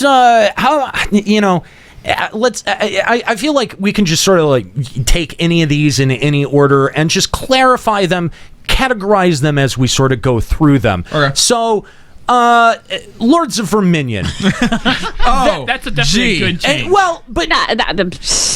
But the question. Hang on. The question is, does that go into the bad category or does that go into the ugly category? Ugly. I think it does. I think that's squarely in the ugly category because nobody wanted it. Everyone looked at it like, what the fuck is this? I'm going to contest and say that it was probably bad for the game because think of it this way. They spent so much time, minigame development time, to make this system that absolutely nobody uses. And now, whenever they make more minions, they have to consider Lords of Verminion. Yes. Yeah, when that's making true. those minions. Here's another Can one. you use all the yokai ones in Lords of Verminion? Of course you can. So all of those they had to also think about. Yeah, Like, that's such a waste of time. Oh God, it's the gift that keeps on taking. Can somebody ask Yoshi what the fuck was he thinking? How high was he when he came up with this? I mean, why has that not been one of those repeated questions that's happened over and over on Well, I interviews? bet you it Think, like, has. What? But I don't But know. not I've never seen. Yeah, it needs to be one of those things that's Yeah. asked, even if they just answer, "This is what we're sticking to. Don't worry about it." Like we have never seen that asked. But Lords of Verminion has been our pincushion, the butt of our jokes. It's been subjects that we've talked about on the show. From Limit Break Radio's perspective, you might put it in the good. In terms of how much mileage have we got out of Lords of Verminion's existence? Think about how much content has been created from Lords of Verminion. Dare I know. say that it is a good thing? I don't know, man. And it's sponsoring an FFFL team. That's true. I have to say Lords of Verminion definitely the good category. And you can play Lords of Verminion at your local gold saucer at any time between 9 a.m. and 8 p.m. Get out of here. It's like that comic that says, I want Trump or I want Clinton to get into office. You know, that way they have material. Yeah. Either way. Yeah. I would put this in the ugly category. Yeah, definitely the ugly good category. Because just gross. Story mode rating. This is one that we've talked a lot about. We talked about it earlier with the whole Get Good. That's where we had kind of jumped on the Get Good bandwagon. I don't think we can call it ugly because at the time so many people did want it. There was even if we were against it, like so many people did want it. That is very true. But it's definitely been a negative on the community. I think it has. Yeah. I think overall, when you look at it objectively, it has hurt the rating environment. It's hurt the rating population. The amount of people trying to clear or get that content covered. It just so many people view it as like, I can do it if I want to. And I feel like that was intentional. Like that design was intentional, where it's like none of the content is mandatory. It's there if you want to do it, but you have to figure out your own motivation, which is okay in theory, except when you're a game designer, because 100% of your job is to correctly motivate and incentivize your audience to do things that you want them to do. So if the thing that you want them to do is deep dungeon, then you got to incentivize that properly. And I think that FF14 has been one of the best examples of how you don't do that. What's blowing my mind especially is that everyone praised Final Fantasy MMOs, especially Coil, for having fantastic story. The reason for story mode rating was because people wanted the story without the challenge of, savage or hard mode rating. And then the story was shit. Deep Dungeon and Alexander, the story has not been what they hyped it up to be, and that I think in itself is the most disappointing. If Alexander's story or if Deep Dungeon's story was worth it, I feel like people would not have complained as much as they have. Well, I mean, at least the gear from normal Alexander is good for the first couple weeks while you're still getting your tome gear at the same time. It's actually worth it for about a month. So what did SE sit around and say, hey, our story here, we burned that plot line with Louis Sois in Coil. We're not going to have anything as good for Alexander. do we make a story mode version of it? Was that part of the impetus, like knowing they couldn't live up to what the story expectation? I don't know. Like, because like your Louis Swap plot point with Bahamut, that's a humongous plot point that you're burning on that one. Right. You're I mean, there's nothing else currently in the game that is that level of storytelling. I mean, true, but at the same time, it was so ancillary to what our characters were doing in the MSQ at that point, because the calamity happened. We weren't necessarily searching for answers why it happened as a group. The Scions weren't. Right. So, you know, that part of it was pretty straightforward. Nail called that down, and we got fucked up. That's pretty much the long and short of it until you get to Coil, until you get to Alizé and Sid, who want to explore these aether disturbances even more, right? So, I mean, you know, and I do think that Coil was so much better in terms of narrative and design, execution, all of those things they were really good at. And so, you know, like, story mode rating, definitely, I think it does go into the bad, because you're right, Juxta, a lot of people wanted it. There was a large voice, a large vocal, I don't know whether to call them a minority or not, but there were a lot of players who were clamoring for this around the time of Coil because they were struggling against Coil. And what's interesting is I feel like a lot of those players tuned out, like a lot of those players left in the 2.0 cycle. Well, that's the thing though, but like even like the part that makes this really, really bad is that they didn't need the story mode rating, because guess what? Now you can go clear Coil basically in 2 people, one person. Like you can solo Coil if you want. Exactly to do it while it was relevant, which I understand. But that was exactly what we said was going to happen. Yeah. We said, look, the requirements for this are going to be eased as we level up to 60 and as our eye level keeps going up. You don't need to have story mode raids, because in 6 months after that is relevant content, you will have it. Exactly. Just wait the amount of time. But we don't want to wait. Well, we want it now. But God damn it, that makes sense. Like that. I know it makes sense. I'm talking a funny voice. When I talk in this funny voice, that makes everything right. It bothers me that Yoshi P acquiesces to shit like that. Acquiesce to our funny voices. We want story mode. We want story mode. What is going on? Juxta is redefining we want. I think he's stuck. I think he's having a stroke now. Okay, I'm gonna go play a different game now. Bye. Yeah, that is definitely what it feels like. Let's. How about Aquapolis? Aquapolis? Aquapolis is awesome. I put it in the good. Yeah, definitely. Hello, cat. Okay. Well, we'll take this along with Deep Dungeon. Is Deep Dungeon good? No. That I put in the bad. But what's the difference? Yeah, people are still doing Aquapolis. I still like doing Aquapolis. Aquapolis has incentive. It has the treasure. So because you get money it takes. I mean, you can do it with a group. So we take our 4 people or whatever after raiding. We'll go do a bunch of chat. Like the way we do it is that anything that drops to your inventory is yours. Anything that falls to the chest is the person whose map we went in with. So we'll go out with a whole bunch of maps with our raid group or whatever, and we get in, we go through there, and I think part of it is the RNG and the chance. It's always that little bit of being on edge of, oh, but did I pick the right door? And then each room you go, there's always that chance that a treasure goblin's going to pop up or whatever. And then there's a chest in each room, guaranteed a chest in each room that could have crap or can have awesome minions and things that are worth a lot of money. Also, every time you open a chest, everybody gets materia. Like, there's so much incentive to do Aquapolis, and it's fun and it's fast. It also doesn't waste your time. I feel like Deep Dungeon, for as intricate as the system is, it also wastes a lot of your time. Yeah. Because the first 30 floors are just so pointless, monotonous, spacey. Yeah, exactly, easy, and so you have to go through that, and you have to go through it almost every time you do it, unless you're going with the same fucking people. Well, I mean, we talked about it. Our biggest problem with Deep Dungeon was the lack of it being incentivized, and Aquapolis does not have that problem. Right. There are similar systems where this one is properly incentivized. So yeah, I put that in the good. Yeah, and maybe the only event to come out of 3.0 that I put in the good. And it's weird that it is as sort of like bare bones as it is. Because it was such an afterthought of an event. We didn't even realize it was coming until it was pretty much here. And well, that's exactly true. And, not only that, but, I'm kind of curious if Square Enix has noticed this. Like, has Square Enix themselves noticed the difference in reception between Deep Dungeon and Aquapolis? Because you're right, like, even in terms of sentiment, Aquapolis takes it. Way more than Deep Dungeon. Yep. I kind of want to go back to our previous point here very quickly.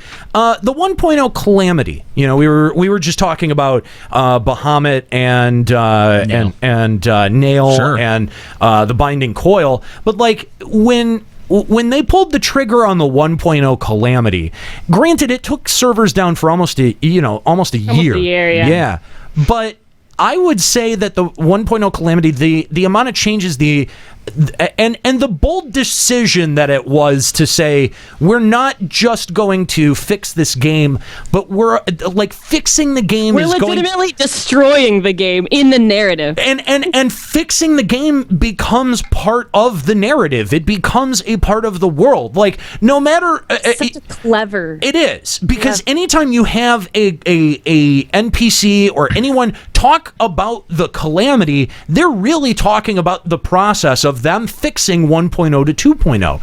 And it's kind of amazing that you have characters and an entire community that looks at that and goes, yes, this was the right decision. There are very few people who will openly defend 1.0, even its redeeming qualities, because it did have some redeeming qualities. We've talked about that before on the show. And inevitably, whenever I try to mount any sort of defense of it, Juxta here sits and rolls his eyes and tells me that I'm an idiot and that it was the worst game ever made, or what I mean? Well, if you're killing marmots, I can see that point of view. I'm just struggling to see what the redeeming qualities were. The redeeming qualities happened once Yoshi took over. That's fair. Yeah. I'm not saying you're wrong, but there were some redeeming qualities to it. So, I would definitely put the 1.0 Calamity squarely in the good category. And I thought it was so ballsy to announce, hey, we are going to take this game. It's going to be gone for a year. You're not even going to be able to play it. We're just getting rid of it for a while. Yeah. And we're going to fix it because we recognize that it's garbage. Yeah. I mean, there was. I really think a lot of it is a test of the Yoshi P. I mean, we criticize him a lot, but we also have to think about the risk that he took, the cleverness of it all. It's just the fact that, like, I mean, when they started too, and they're like, you know what, we know this game is shit. You don't even have to pay for it until we decide that it's good enough to be worth your money. Right. It's free. I would love to have been a fly on the wall for Yoshi P talking to like the board of executives at Square Enix. I mean, like, yeah, this game's trash and I can't fix it as it is. We're going to scrap it. And they're like, oh, that's what you're going to do? Yeah. That's interesting. And he's like, no, it's really garbage. No, really, this is trash and it's not workable. I mean, I was singing this game's praises when they took the game down. Like, I don't think anybody was upset about that. Like, the way that they wove it into the narrative was so beautiful. And the ending event where, like, you just had to defend the cities was so amazing. Like, I think I was singing this game's praises while the servers were down. I'm like, they just blew up the fucking world. What the hell? This is awesome. Like. Oh yeah, the Bahamut cutscene blew everyone's mind, playing or not. And Asato had brought up a good point earlier in the chat room and said Bahamut had a large impression on the entire story and indeed shaped the entire world, but Alexander hasn't done anything noticeable besides maybe that one large hole in the hinterlands. And even through the continuing narrative for Alexander, there just doesn't feel like there's any stakes. There feels like there's no threat. Like, there's this sort of like, it's very abject and intangible. It's very secular. It's just sectioned off in that little part of the world. Yeah. And you don't feel like, hey, if I don't do this, the world's going to end. Right. Whereas Binding Coil, like, I that was totally different because it had changed so much of the world that 1.0 players had known that you knew it couldn't not have a huge impact. Like, there are definitely implications from the narrative, but the stakes are not, they're just not felt in the narrative. And I think that's what bothers a lot of people about Alexander. So how about Bard? And the Bard getting rooted in place. and becoming. You seem mad. Becoming arrow mages. I'm sad that Machinist is the same way too. I was playing Machinist and I'm like, yeah, this actually feels like a range class, and then as soon as I hit 52, it's like, nope. Like, fuck. Yo, sheep, get out. Like, Bard was one of my favorite jobs in 2.0, and then they just threw it all away. Just by rooting you. Just by making the one decision to root you. Just to make us into arrow mages, we have to stop and cast our weapon skills. But again, do you feel like that was done in an attempt to distinguish Machinist and the role that they can fill in a party versus Bard? Because Machinist does the same thing, though. Machinist has Gauss Barrel, which is also casting. Right, but you're not rooted like... You are. Yeah, you are. For Gauss Barrel? Yeah. Mm-hmm. Just while you're casting... It's the exact same thing. Oh. It's the same as Bard and Machinist are the same, except that, in my opinion, from playing both jobs, Machinist has more procs. So I feel like because when things proc, you don't have to have the casting bar, and Machinist also has rapid fire. I don't think Bard has something similar to that. So I feel like there are more times I can move as Machinist. However, when you're still casting the beginning of your combos, you're very rooted in place on both jobs. Yeah. I guess I play that job very poorly then. To be fair, I never play it at 60. I always played at 50. That's fair. I think... What category would you place that in? Bad. It's hard to say because I know that for a long time people considered Bard very OP. Like during Coil, they're like everyone was like Bard is so OP. Everyone else has to move, but Bard can still blast. Bard tops all of the charts. Like there was a period of time where Bard was way overpowered. Yeah, well, that was because Bard actually did more damage than most DPS as well. And they could move, which was, okay, fine. Make Bard do equal or a little bit less damage than a standard DPS, but give us our mobility because that is literally the reason that people played Bard. Right, they nerfed the mechanic instead of the numbers. Yeah. And that's the problem. Mm-hmm. I'd put it as the ugly. I think the ugly. I mean, I understand why they wanted to do it, and I guess why they had to do it. Why they had to nerf the damage. Were that people makes sense. and were people asking for it? Well, nope. Well, I think black mages. I think other jobs salty wanted a black nerf mages. to Bard, but like the way they went about that nerf was the complete wrong approach. Okay, that's fair. I think, and it's not horrible. Like it's not unbearable to play. Like I wouldn't necessarily plan it in the good, but I wouldn't necessarily plan it flat in the bad either. Like if there's some kind of in between. I guess I'm going with ugly. I guess it's ugly. Ugly? It's ugly. Just on the implementation. Yeah. Well, I mean, can you deny that they needed it to happen? Well, they needed a calculation adjustment, and I think Drowned God knows where it's at. If you're playing Bard so you can move, play Monk. That's right. You guys That doesn't make any shut up. That's you guys, stupid. you guys made a very, very good point, and like they needed a damage calculation adjustment, not necessarily a playstyle adjustment, not necessarily a mechanical adjustment. And that's what they did, and I feel like this is an example of them going too far to one side. Yeah. So, yeah, I think I would agree with it going into the ugly category. Yeah, well, it nerfed how you play the job rather than just nerfing the damage that it can do. Yeah. Like, the job is now less fun to play. If you make your job less fun to play, you fucked up. Right. It was just like black mages or mages in general in 1.0, you could run all around and cast. Yeah. But the jump from 2.0, you're rooted, so it was a little more difficult. But they made the jobs fun. Right. But see, I feel like, some black mages might disagree with me, but I don't know. I feel like black mage also, even though it was a rooted class in 2.x, became almost not fun in Heaven's Word as well, simply because if you can't keep up your Enochian because you have to dodge and all of a sudden your timer runs out, your damage is halved. It's horrible. Yet if there's a fight where you can stand still, you can easily get in the top CPS range. Like it's horrible how black mage is right now, and I think that can also be bad or ugly because the black mage, black mages already couldn't move, and we were fine with that. I literally have dropped black mage since I hit 60 because I cannot stand it anymore. Yeah, that too. I mean, even and it was my number one DPS, and I don't even touch it now. Even Summoner has more mobility than a black mage or a bard, I'd say. Brutal. How about the addition of races? We've seen, of course, the Ora get put in here, but between 1.0 and 2.0, we also had the addition of Catboys and female Rogadin.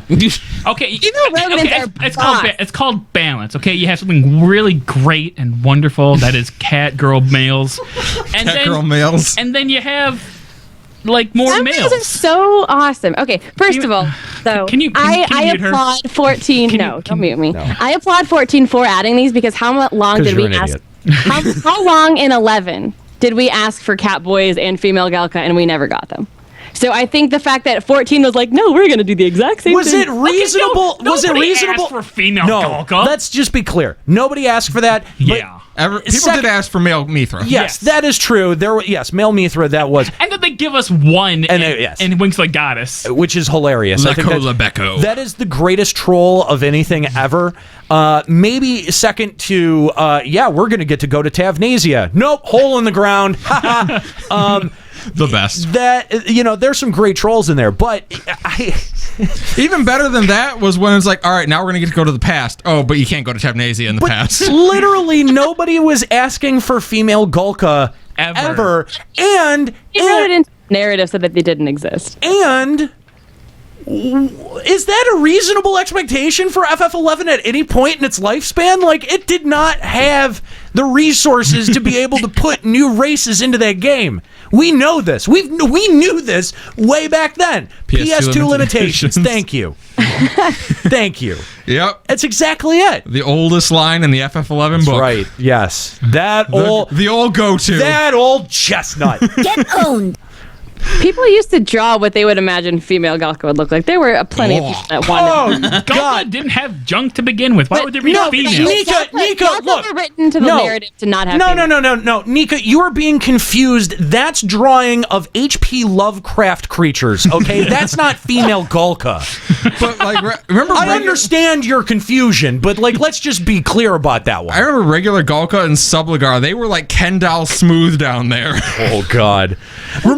They reincarnate. That's their lore. One of my favorite pieces of fan art ever in FF11 history was the mortified Taru that had the junk from the Galka resting on his head. That was just the best. If I'm feeling sad, I'll find that picture and I'll be like, I feel a little bit better now. But you have to Google.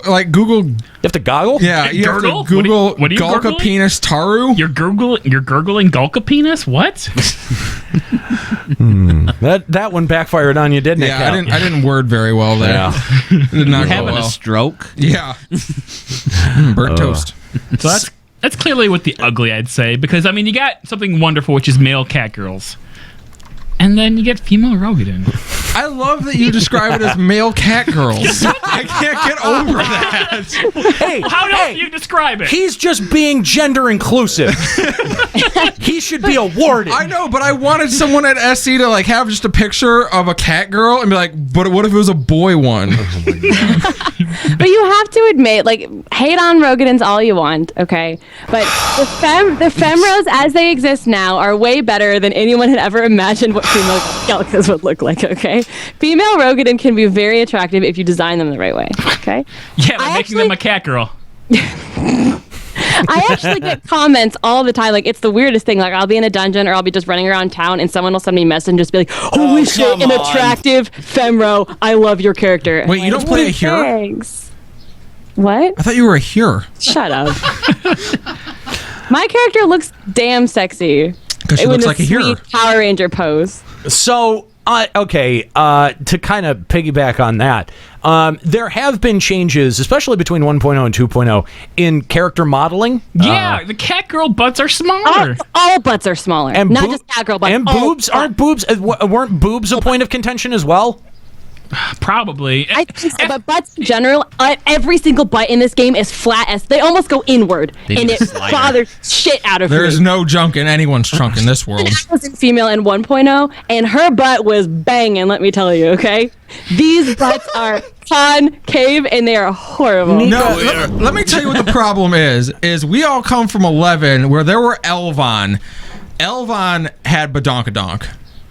They had that fat ass. Don't now. Well, we have Badonka don'ts. Okay. How about you didgeridoo don't? Why would you want to make your character models not as hot? I'm not sure who notices this or parses this out. I do. I do. Apparently, Nika does too. Everyone noticed the butts. Like, if you just put in any kind of sublogo or underwear on your character, your butt goes inward, and it makes no sense for a hero character who's fighting and training should have that muscle bubble booty that is not on a single character. Nobody's character has this, male or female. It makes me very angry, yes. We might be able to sell clips of Nika saying things like muscle bubble booty. Did we trigger Nika? We didn't, but the game did. Since 2.0 launched, every character lost their butt, and it's not fair.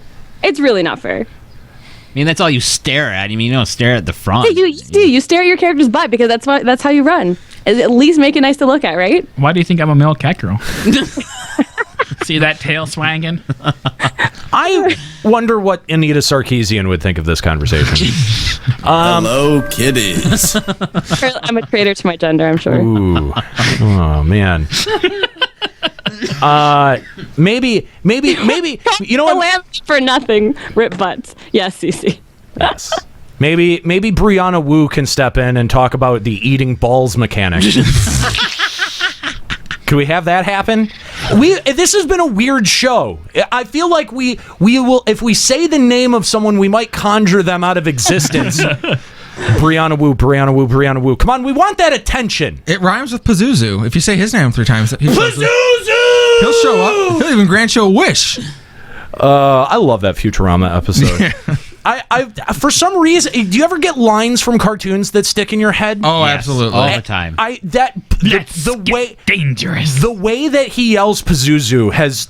I will never ever. I will go to my grave. I may get Alzheimer's and forget everything, and I'll be sitting there at 91 in the old folks' home going, Pazuzu! They're gonna think you're possessed by a demon. They're not gonna have any idea. Here's some more Jello. It's not cartoons for me. It's video games. Like I get lines from old video games that I just will never not hear. All right. So as we sort of come to the end of our episode, let's talk about the couple of events that they've added. Now, maybe it's a little bit unfair to pick on these because they're still quote unquote under development. They're under continued development.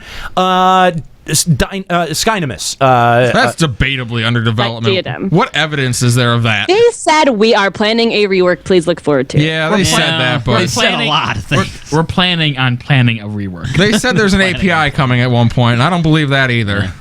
So, what do you guys think? Like, it's all bad. Yeah, where it's at right now, it's the bad. Mm-hmm. Like, is it defensible as being good? I can't. I don't think you can defend that. I don't think you can defend. I mean, gatherers or crafters would. I mean, that's where they get their money from for doing all these relics and shit. I think it's like Deep Dungeon in that it has potential and it can be made good. So I wouldn't call it ugly. Like Verminion has no potential. That's just shit. Yeah. So I'm going to call this the bad. Yeah, I think I'd put it into the bad category too. Bad. Because they tried, and I feel like the community tried to like it too. We tried so hard. Same with Deep Dungeon. I feel like the community tried to like Deep Dungeon, and now 2 weeks out from it, like people are really admitting to themselves, like this is not what we wanted. Yeah, this is not the bag of goods that I was sold, and I think that that's totally fair. That's totally fair, and to have that happen twice, you know what I mean? Yeah. Like if we got burned the first time around with with Diadem, the second time fool me once, you fool me once, and shame on you. Yeah, and there then we go. Fool me twice. And there you go. Shame on. You're not gonna fool me again. Are you? You're not gonna fool me again. Are you being Squall loves Riona? Because I feel like you started 3 thoughts there and then never finished any of them. Is that your George? I was Squall loves George W. Bush. I was going to say George W. There you go. So it's pronounced nuclear, dummy. Yeah. I'm gonna throw Skynimus clearly into the bad category. Yeah, you can put Deep Dungeon there with it. They're gonna. I think it's too early on Deep Dungeon. So jury's still out. I think we need to get. I mean, we know where the sentiment in the community is, but that's another one where I think that we can be a little bit more definitive with diadem because it's been 3 patch cycles or 2 patch cycles. We haven't seen anything. So can we revisit maybe Deep Dungeon at 2.5? Yeah. 3.5? 3.5. Yeah. 3.5. Yeah, I think so. I think that would be fair. 3.5. But I think the jury's still a little bit out on Deep Dungeon. That's I don't fair. think we can totally say with certainty.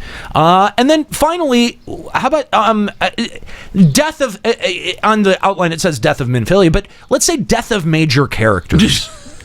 Death. So this was actually originally under the good, but we're just gonna throw that under the bad. Then is that where No, we're going? it's in good right now. It's still there. I know, but it says death of Minfilia, which is in the good. But if we saw the death of main characters, like we're throwing that in the ugly. Then No, 'Cause- from a narrative perspective, the death of main characters can fall under the good if they do it right and it does not get We're talking about Final Fantasy XIV here. They always I know that's the No thing one is I think dies. that Ysayle, Hearts and Farts. I mean, those were 2 great moments. Yes. Okay. And 2.55 itself was And a Minfilia. fantastic cutscene. But Minfilia's then not when dead. none of them were actually dead, and then when the Sultana was not actually dead, like that all of a sudden changes it from good to ugly. So we're talking about characters who are actually dead. Yeah. Okay. Yes, but at the same time, though, at the end of 2.55, we had an entire episode about how good the narrative was because they did that punch that we wouldn't think they would go for. And Yeah. we have to talk about the implications and how the narrative is going to change and how Ulda is going to be now. Right.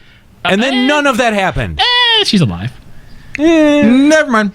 So if we're talking about the death of main characters, we have to consider the bad stuff. The 5 main characters that died, but just kidding, That we thought died, that they just didn't brought die. back. They straight up backtrack that harder than Squall loves Rihanna. You know? Squall loves Rihanna. Oh, that's one that's going to go to Juxta, I assume. No, that was a good one in here. I feel like there was Squall Loves Rihanna had about as many intelligible words in his video that a Rihanna song has in its lyrics. Why he loves it. You know, like God damn. Oh my god. That was pretty good, actually. So I don't know. I am a little bit torn on that. I don't know which way to go on the death of main characters because you bring up a really good point, Juxta. That there's only 2 people that's ever died in Final Fantasy that they've ever like fully. There's 3. Ysayle. We can't say Hearts and Farts, and we that's can't it. say that for sure about Minfilia. We just can't. No, Moonbrita. Doesn't ring a who is Who? what? What? Fuck you all. I don't know. So I think we divided up. So like, are you talking about that dude, right? Like that big dude that had the swoop to the side emo haircut? The Rogan female that was in love with you. Oh, that's why I had the mistake. Okay. Get out of here. that Lovecraftian Okay, horror. John says Moonbrita was not a main character. She could have been a main character. She was introduced in a way that tied her in with all of the Scions. She was a childhood friend of Urianger, and she had the knowledge. She was too smart to stay in with the main characters because she could have solved all of their problems, so they had to kill her. She was designed to die. This is She was a red shirt if I've ever seen a red shirt in my life. They had to make her armor blue because she was. It would have been so too. It would have been too obvious in if the she had next shown up patch, wearing not red the same armor. patch. She was killed in the next patch. So I think it's probably good when they follow through When on it's it. done right, because they can do it right. Right, but their overall use of the mechanic is You're right. ugly because they use it a lot and don't follow through. You're right. They did it right 5 times in 2.55. And then they didn't. And then, yeah. It's mind blowing that all of those characters made it out. God damn, dude. Every single one. Really of Heidelin's blessing, and she just scooched them on out. I agree, Nika. It was bad. Deus Ex Heidelin. That's what it was. All right. So I think that goes through most of the seismic changes that have happened in FF14 between 2.0 and 3.0. Is there anything else that you guys can think of? Hunts. Ooh. But Hunts, like, the opinion on Hunts changes all the time. It does. Does. It's an ebb and flow. How does it change? It's the good, the bad, and the ugly. Like, we hate it because it's like this catch-up thing, and then we love it because it's making us go back into old content, and then we hate it again. Early pull, and you can never get any tomes. It's been all three. Yes. It's been in all three categories. Now, though, I think Hunt is kind of in a sweet spot because of the way that they have so many ways to get the upgrade items at this point, that I feel like Hunt is kind of in this, well, if you want to do them, it's a nice alternative, but by no means is it the only way to do it other than raiding right now. Which is everything in this game. You get it from the Void Arcs and stuff. So I think because of that, now that we don't feel like we have to do hunts, and if people early pull, we're fucked, I think it's kind of in the sweet spot now as like a side alternative content. Except I feel like 7 people show up, and that's it. Like 7 people show up to a hunt mob, and that's it. I'm putting hunts in either the bad or the ugly because it's just a means to the end. It's not real content. You just go there and you mash your face on the keyboard. But there was something, at least when it first came out, there was something that was almost refreshing about not, like no one knew exactly where it was going to be. You had to wander around and like find them. There was the and then guild work. It was yes, and then guild work. But it was interesting discovering and sharing info with people, and the amount of the amount of coordination that was involved with doing hunts, I think, was impressive on a community level. So I feel like I like that style of gameplay. I like the idea of pop mobs, pop NMs, stuff like that, like lottery spawns. Yeah, those are mechanics that don't really have a place in Eorzea, except maybe in very limited quantities, like hunts, but is still a mechanic that I enjoy. So I would kind of put it in all three. Although right now I would sort of put it in. Yeah, I mean, Nika outlined a pretty good case for the good. I think Juxta outlined a pretty good case for either the bad or the ugly. I think I would just kind of put it in the ugly. It's kind of a complicated event that whose relevance moves in and out is variable between patches, and I don't think that that's good for long-term long-term content or long-term community investment. But at the same time, it wasn't bad when it wasn't the worst addition to this game. So would you say that Hunts was a pretty decent start of implication, but if they would build on it to make it better, it would actually turn into a pretty decent system? No, I don't know that you can build on it. I think that they built a pretty good system for what it was. I think it just says something that like hunts have been out forever now, and we still see them as somewhat relevant. Like that's a lot better than many events can claim. I still love. Yeah, I still can't claim that. Yeah, right. No, but I still love the idea of hunts in other events. You know what I mean? Like, I think that it's a good overworld event, but at the same time, it would lend itself well to something like Diadem, and it would be a good if it had good loot attached to it. Especially because Diadem is capped at a certain amount of players, and I feel like it would work and well. Time as well too. So it's not like you can exactly predict it, because those zones stay empty even if there are players. Like they're not 100% instanced zones. So those mobs would be on their own separate timers as well, and it would be more unpredictable. I like that idea. Clearly, Square Enix doesn't like that idea or may see problems with that idea, but I think that it was a good idea when it first was implemented. They've gone back and made the rewards worth it and made it worth doing, so it hasn't fallen into complete disuse like Diadem has. So I feel like it's still got something over Diadem. That's true. So, all right, that's gonna be it for our discussion here today on Limit Break Radio. Thank you, guys. Man, Squall Loves Rihanna took so much time because I've still got a couple more things. Do you? Player housing. I would call that a good. How about we do the lightning round? Fine. Player housing. Good. What else? What else? Gold saucer. Did you have another thing? Oh, gold saucer, good. I'm Gold letting everyone saucer. else talk first. We're doing lightning round. It's one word answers. We need to go. We'll categorize. We have FFFL to get through, and we clearly don't have time for emails. But FFFL. Good. Ugly. Escalia. Ugly. Super ugly. Pretty. Thank you, Nika. You're welcome. It's the nicest thing anyone on the show has ever said to me. Yokai Watch. Bad. Ugly. Bad. Good. Terrible. Bringing people back into Fates to help lower level players. Oh God! But they Ugly. could do that. They could do that in 100 different ways and still be effective. Relic Quest. Oh. Bad. It depends on which step of the roller coaster. 2.0 relic step. 2.0. 2.0. Good. Oh, 2.0 overall. 2.0 overall, good. Yeah, good. Good. 3.0. 3.0. Bad. Ugly. Ugly. Yes, ugly. Squarely ugly. Squarely ugly. Yeah. All right. Any more? I think that's it. Okay. All right. So we've come now to the end of the program, and it's time to check in with the FFFL. Good afternoon, FFFL fans everywhere. Week 1 of the second season is finally upon us, with games scheduled to begin this Tuesday. As a reminder, check out LimitBreakRadio.com on Tuesday nights for a recap of what happened the prior week, a preview of the upcoming week, and links to the voting. This season, voting will be done on Twitter, but you can still get the links at the website. It's been a week of introductions, egos meshing, and in the case of the Verminion Lords, biohazard concerns. The Red Wings have been practicing hard all week as their bruised egos from no one having ever heard of them seemingly spurred them on. Meanwhile, on El Negro Grande, injury concerns have flared up early as Garnett was seen walking strangely after the first team meeting. More on this story after the MRIs come back in. It's been a slow practice week for the Verminion Lords as the Health and Safety Administration has shuttered their scheduled team activities over concerns related to decay and infection.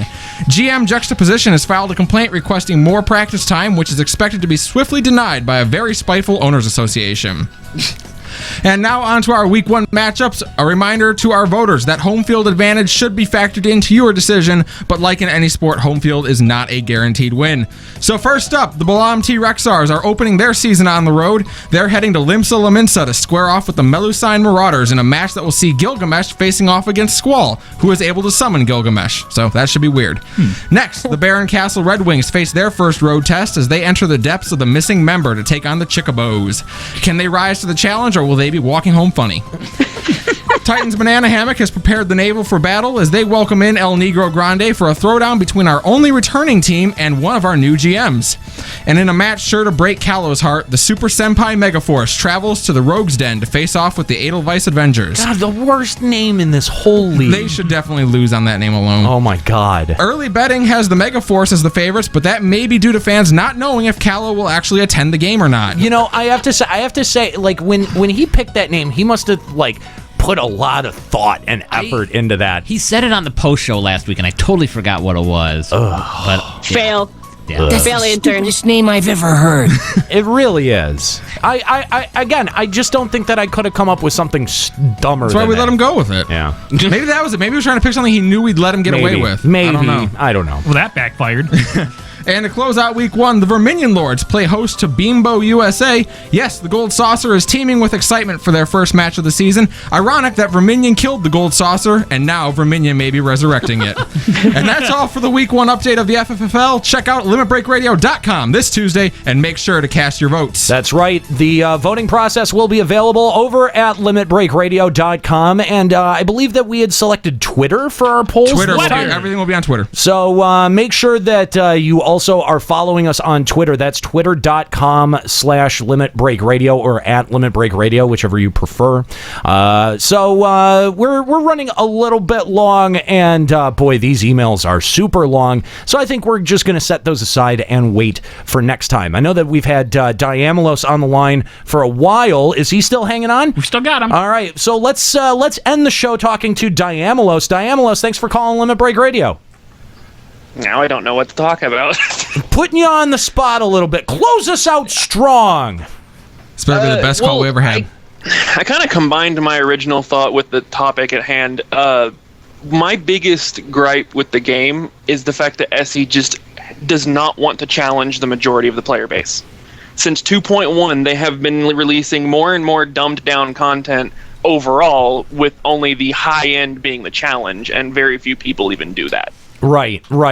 Nico, would you agree with that? Sorry, I totally missed it. Wow, bad host. Boo. I was getting ready to do my dance party at the end of the show. Inappropriate. Boo.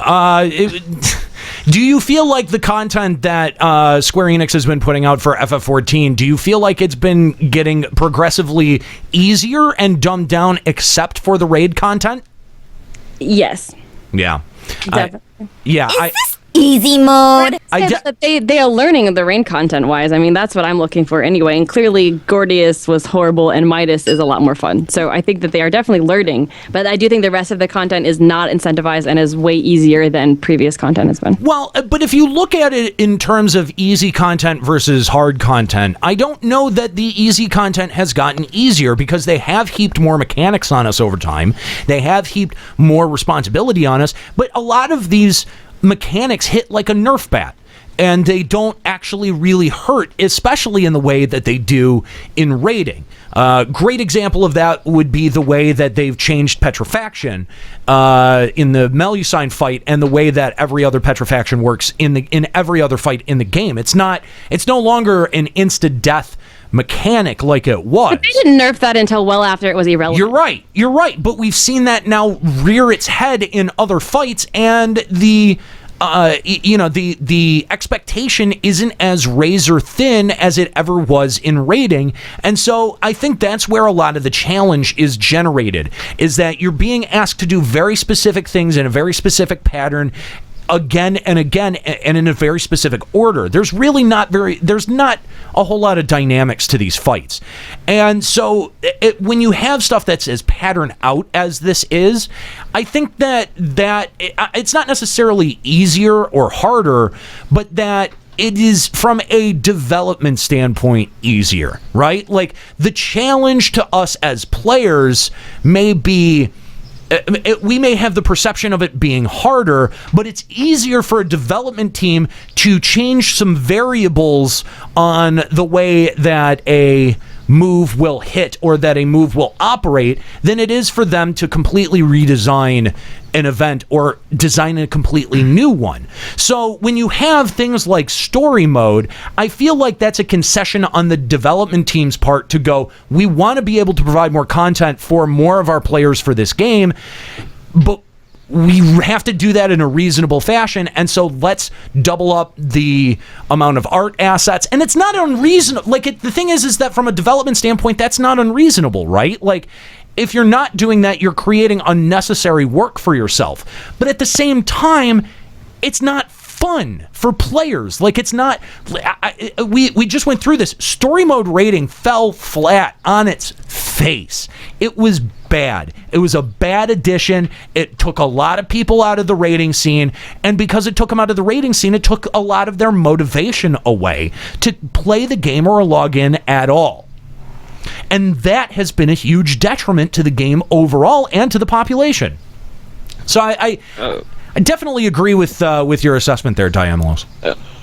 One of the worst things that I remember hearing about Yoshi saying was that he was never going to do something like Titan hard mode again. Right. And it's like, that's one of my best memories in this game was, I spent a weekend. It only took me a weekend to beat it, but I spent a weekend, and that's how I got into the free company that I spent the But see, they did though. They bragged about until how I transferred to Sark and Tannis. They bragged about how Sephiroth was designed by the Titan battle designer, and everyone liked the jump rope challenges. But the problem is, it's not required. Right. You don't have to do the fight. Most true. people, I know several people who just wash their hands of it. They don't care enough to challenge themselves because there's no goal at the end. Clearing Titan hard was the most excited this game has ever gotten me, barring pugging turn 8. That's it. But it's also the biggest. It was like the biggest stopgap in this game at the time as well. So I mean, I understand why they would look at that and go, yeah, maybe we shouldn't do that again. But maybe they need to re-examine that because there's in terms of sentiment, in terms of feeling good about your accomplishment. Titan Hard was one of those where I really felt like on the other side of it, I had just accomplished something, and they pulled it. Like, they pulled the idea of something that challenging and being a required, necessary piece of content for advancement. They pulled the punch on that idea before it was able to garner any kind of validity, right? Because it was so early on in the development of the game, of the course of the game overall, that we had said, no, we don't like this, or this is hard. And I just don't think we knew what we were asking for. I don't think we really knew what we were doing, what the effect would be by saying, oh, well, maybe this should be optional. I don't know, man. I I see your point, Diamolos. I definitely see your point, and I hope that Square Enix dev team pays attention to stuff like that and pays attention to, to sentiment. So, all right. Thanks, Diamolos. We appreciate the call. We have run long overtime here. Make sure you guys check out our other show. That's starting at 5 over at twitch.tv/Final Encountercast. Guys, we'd like to invite you for that. It's going to be super fun. We are probably going to talk a little bit more about Pokemon Go, but new and exciting. But the conversation that we're going to be having over there sort of does piggyback on what we've been talking about today, because we're going to be talking about failure states and how they serve to severely demotivate somebody playing through a game. So if you have some pretty epic loss stories, we're definitely going to want to hear it. Yep. That's going to do it here for Limit Break Radio. Guys, I want to thank you for tuning in live here at twitch.tv/Limit Break Radio. I want to thank my producer, Kooky Persona, as well as our intern, Papa Woody. Thanks for hanging out and covering for Kahlo Landis once again, who is a no-show, that bastard. And of course, sorry. And of course, I want to thank our crew, Nika, Juxta, Escalia, and my name's Aniro. Keep listening.